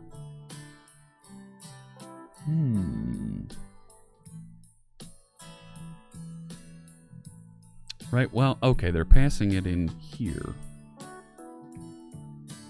So maybe I add it as well. iHub context, follower hub, Thank you for the follow. Fun Function is here. Thank you so much. Appreciate you joining us. That's terrific. Thank you so much. Follower client, that's what it is. How's it going there? Fun Function. So good to see you. Fun Function's another one of the live coders here on Twitch. Writing code, doing a lot of work with React and JavaScript recently. Really great stuff. I would trigger... Is it going to let me do the shout out here? Is it going to do it? And he has spectacular hair. It is spectacular. I cannot deny that. I wear a hat because I don't have spectacular hair. I've just got a nice beard. Awesome channel setup. Well, thank you. Appreciate that. Yes, he writes JavaScript and horses love JavaScript. And my shout out command isn't working. I will soon have a spectacular beard. Well, hang on. Not there yet. We got to get this to 8,000 and then I'll dye my beard. Okay?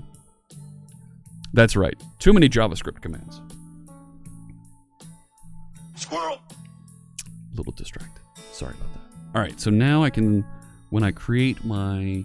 So what we're doing here, right, this is a distributed chatbot that we're building in C#. When we create... Where did that follower actor go?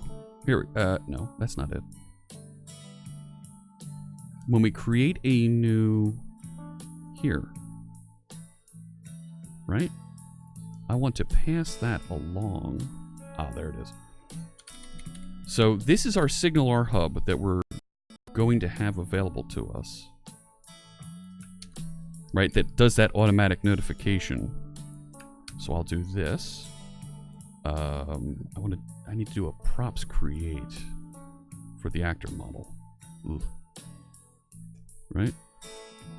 Where is it? Context actor of, yeah, props. So if I do follower service actor, no, shoot, how do I do props? Props, create, and I need to give it the, this is for follower. So, right, this is a interesting bit for the actor model. This framework that we're using, I need to create the constructor arguments differently to pass through here. Now, why doesn't, cannot convert to string? No. How should I be doing that? Right, I had another props create over here somewhere.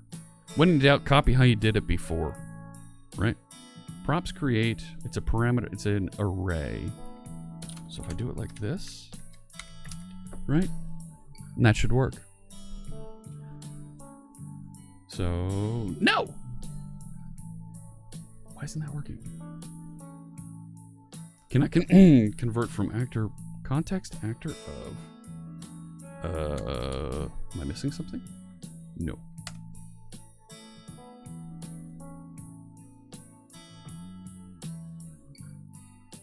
I'm forgetting how to do this.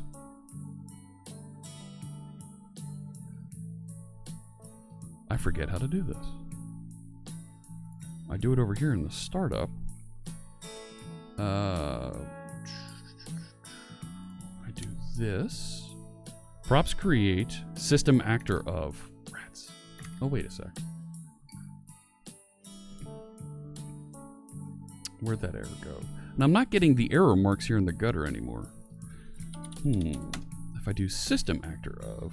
Alright, now it doesn't like that.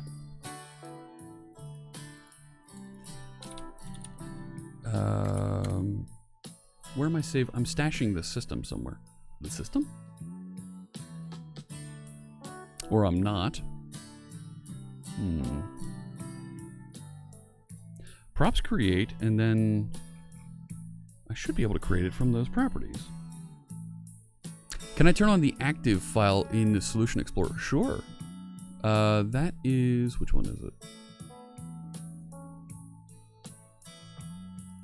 I don't want to switch views. It's in the options here. Solution Explorer. Let's go to the... No.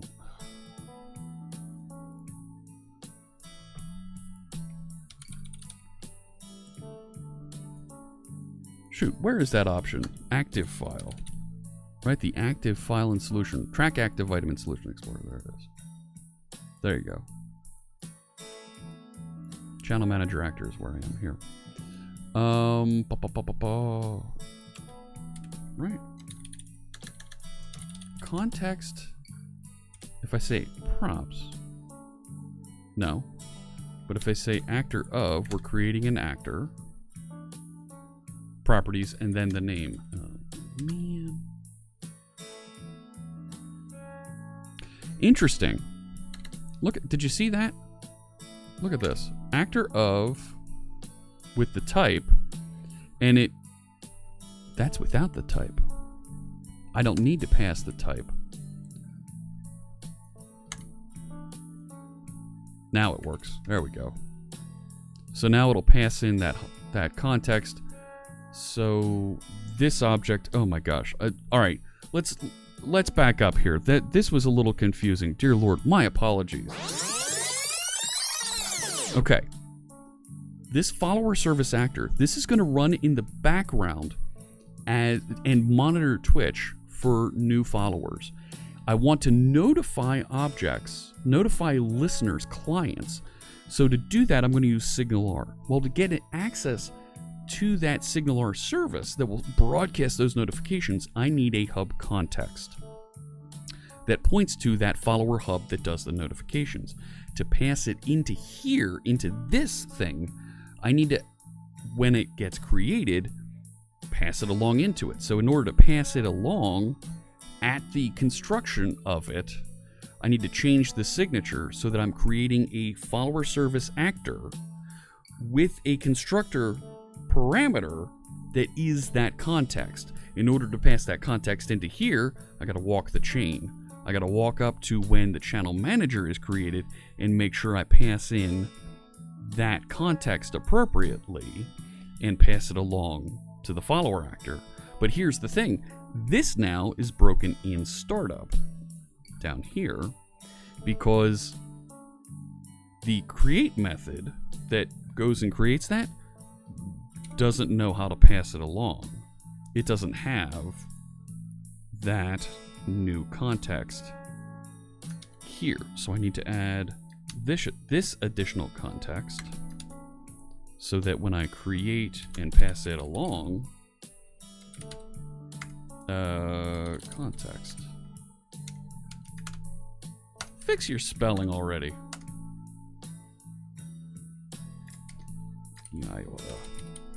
Follow hub context. Thank you. Okay. So now my startup method is broken, and I need to pass that last service. So instead of this, it's now I follow client and follower hub.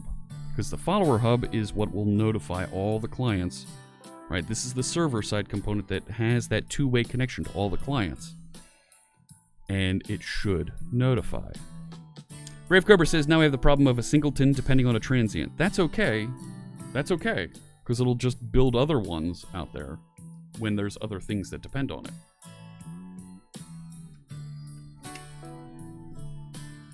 So, scoped is a little bit crazier in there. So, right. So now I have the follower hub declared and passed into everything, but I don't have it actually wired up in SignalR. So when the SignalR services start up, it needs to know, well, what are all the endpoints that we're configuring for those.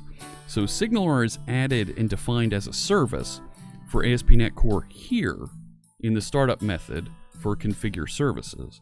But then we need to continue down here to when we're configuring the ASP.NET routes. What are all the places that it's listening for?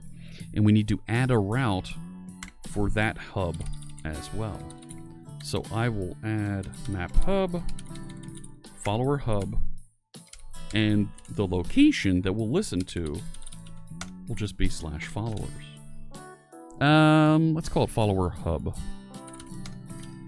So now I can build clients and say, okay, go attach to that location, this web server /follower hub, and it'll do that negotiation so that it has the two-way socket connection, preferably with WebSockets, and it'll start receiving messages. So we can start building that client to listen at that location. Next. Let me catch up with the chat room here. Codebase Alpha asks a Windows 10 question. If you upgrade from Windows 10 Home to Pro, is it a new install or just a license key change? It's a license key change, and it installs a patch on top of it. It swaps things over, it changes things, it converts them. So it's not a new install, but it's pretty close to a new install. Brave Cobra mentioned about the IoT thing there. DevXer says, I used to work with that stuff, then I switched to code. Yeah, the licensing? Yeah. And DevXer also recommends a brand new install. Yeah. Hugo suggests Windows Installer does its thing. Yeah, it activates and deactivates features. It's actually pretty... It's nicer that you can... It's nicer these days that Windows lets you transport around your one machine around the various SKUs, the versions of Windows, without having to completely reinstall. It helps you get back and forth between those. Continuing reading here. Isn't this a memory problem then, as the transients never go out of scope? Not terrible. It would be a problem.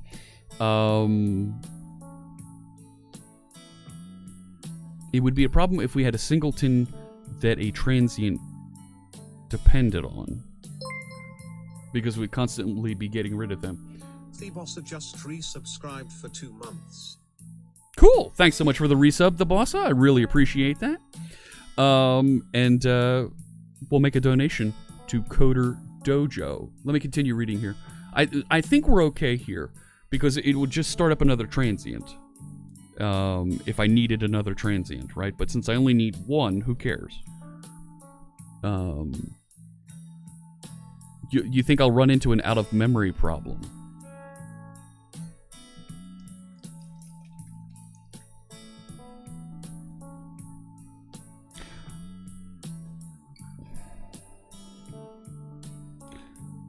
I don't think so.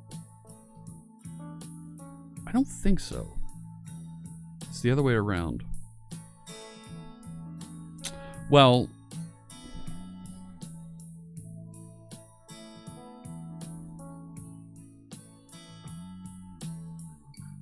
I'm not quite sure where I would run into an out-of-memory problem.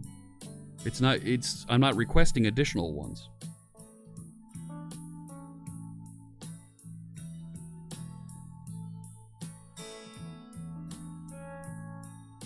You're telling me singletons can't use transients. So I should turn... Well, okay, hang on. These hub contexts are okay.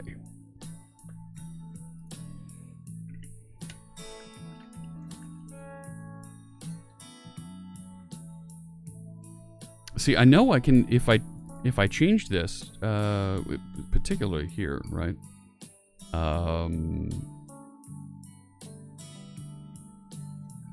Let me come back to this. Let me catch up here. Akko.net is similar to service workers. No, not Akka. SignalR. SignalR lets you...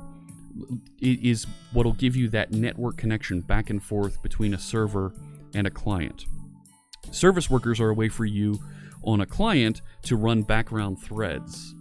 Right? Akka is going to run as a background process as a hosted service because I have it set up and running inside of an actor system here. I add that actor system here and start configuring it and building out my collection of properties in it here.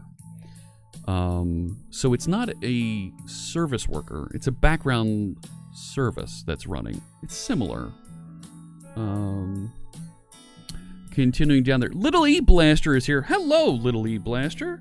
It is so good to see you because everything is awesome. It's amazing. Do I think I can start machine learning with a machine learning with .NET stream? I walked through the ML.NET Getting Started guide a few weeks ago. And the problem I have is I don't have enough data collected to be able to do something there. To be able to do something interesting. So I need to take a look at that a little bit further. I think there's definitely something we can discuss and figure out. I need to pass the context when calling the method, not through the constructor. Oh, see, this is... It's being...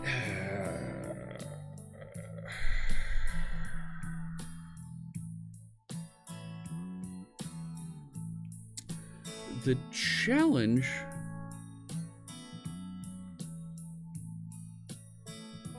The challenge here is I've got... Oh, this is tough. The challenge here is that actor system is isolated.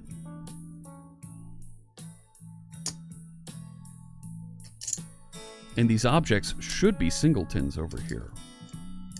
Because there is only one of them that I'm passing into the actor system, and I'm managing and passing around. Absolutely, Rambling Geek. That is so cool. That, you got family watching coding together. Very cool. I'm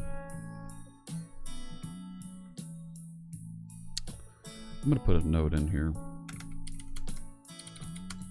No. Let's do this. This is not going to be trivial to fix. I'm kidding. Thank you. Thank you for the follow, Barry13. Appreciate you joining us. And I look forward to seeing you in the chat room, Barry.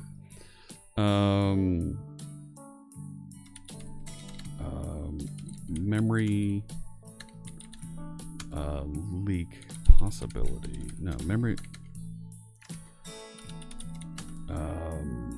actor system depending on transients. See, these hubs, right, and the context coming off of those can be singleton, can't they?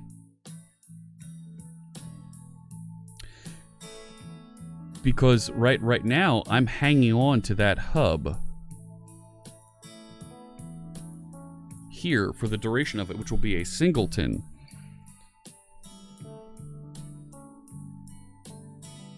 This will be a singleton sitting out there. It might be multiple instances of it. I don't know the lifetime of this.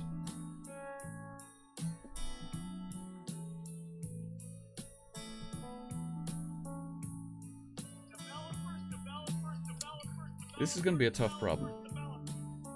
Pulsar Blackwood, thank you for the follow. The context is different each time. Why is the context different each time?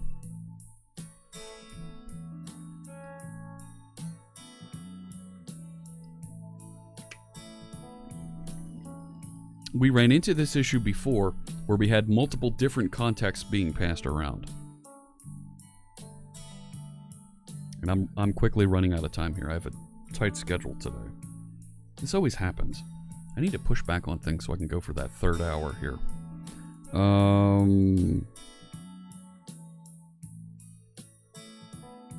This is...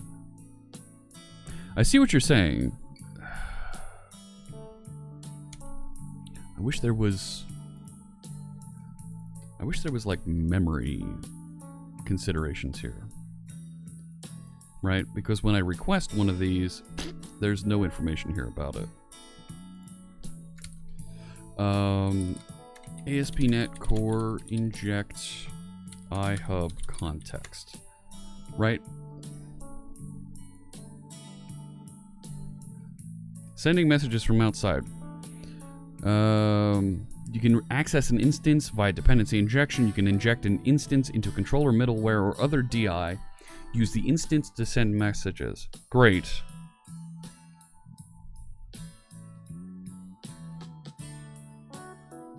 When hub methods are called outside the hub, there's no caller associated with the invocation. There's no access to connection ID, caller, and others. Fine. Inject a strongly typed hub context. Already did that. No, nothing else. Doesn't tell me anything about the memory management of that. Upon the call of what method?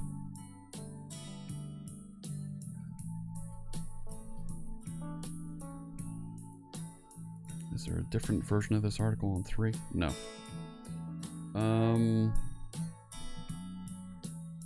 This is a really good question around the memory management of passing this around.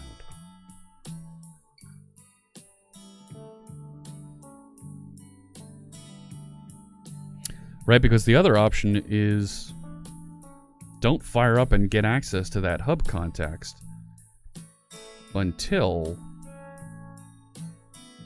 here.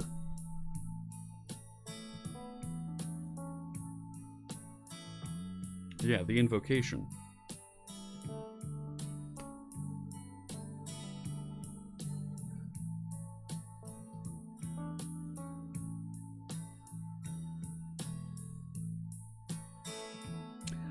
Okay.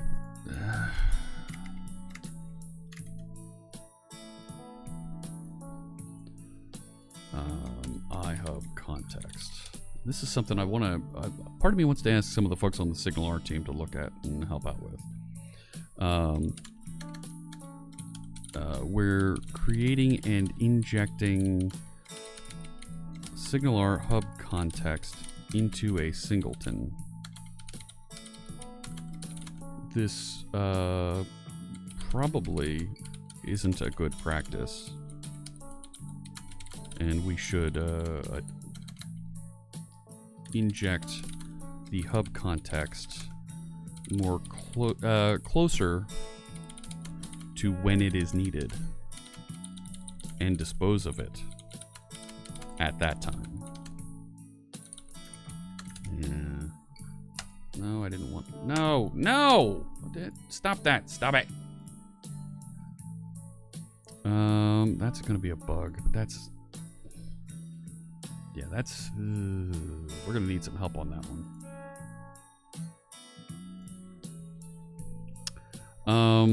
But I'm ready at this point, even though we'll deal with the memory issue. I don't think we're gonna get hit with it too hard, but we'll deal with this and hooking up to the clients next time. Is this a scenario where you need to create a scope? Well, in order for me to create a scope, I need to have access, right? That's an ACA scope, right? If I was on the service provider, to finish the discussion here, right? Services, not add scoped. Where is it? How do I get to the provider here? If it was available to me, right? That's the iService provider. I could pass the iService provider in and create the scope there, right?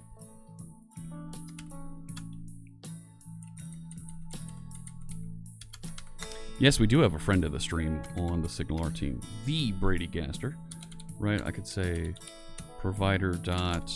Ah, come on. Why aren't you giving me this? Yeah, I know. Because that's not how you spell provider. Create scope, right?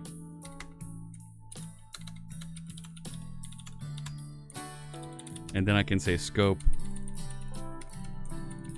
service provider, right? Get service and get whatever type I need and pass it along at that point. But I would need to make the service provider available and be able to make that request from it and get the appropriate type out of it. Which, right, then I'm half tempted to have a service provider actor that I can ask for those things when I need them. Right? If I had a service provider actor that could deliver objects when I need them of the type that I requested, that's not too bad. Right? Because the service provider itself is a singleton. Right? So I'd have a singleton that depends on that singleton.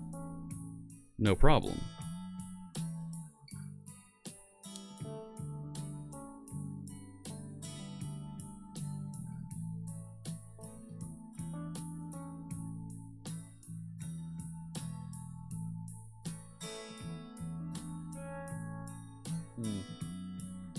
Let me check in our code. Let's clean up here and call it a day. Hey.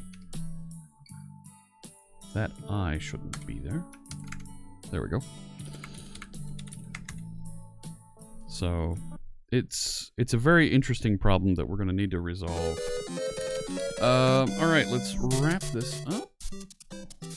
Yep, add all the things. And we'll say, now sending notifications for, follower count changes. We don't have a client that's actually listening to it yet, but we can send those notifications. Oh my gosh, Graham Weldon! 1000 bonus 100. Thank you so much for that. Very kind cheer. I very much appreciate that, and we'll make a donation to Coder Dojo. Very cool stuff. What? Where the heck? Thank you for the follow. Instead of doing a git add and commit, no, I had to do an add because there was a new file here. If I do git commit am, it only gets the modified files. So, thanks so much. Big hype for Graham Weldon. He's another one of the live coders. Thanks so much.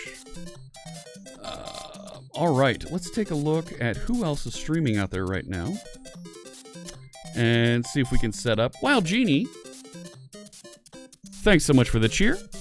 And yeah, all of those cheers get an extra bit of, a couple extra bits to go along with that. You know who we should raid? Let's take a look here. Let's raid somebody. Oh my gosh, you know what? He's doing some Twitch extension development. I'm gonna put the raid call out. Let's raid InstaFluff. We haven't raided him in a while. We'll send all of our friends over there. If you're a subscriber on the channel, grab that first line that the Fritzbot punched out there. Your coding squad, the coding squad is here, and all your base are belong to us. Copy that onto your clipboard. Get ready. We're going to announce our presence when we go visit our friend InstaFluff. Here we go. Thanks so much, everybody, for joining me. I'll be back on Sunday morning, same time, 10 a.m. Eastern, 7 a.m. Pacific, 1400 UTC. And we'll start wiring up a client to be able to output information about followers here. We've gotten pretty far here. We've gotten the ability to inject this SignalR hub, and we need to figure out how we can do more of that as we grow this feature and the things we're going to be listening to. All right, everybody, get ready to say hi to InstaFluff. It's been terrific being with you here today, and I will see you Sunday. Take care.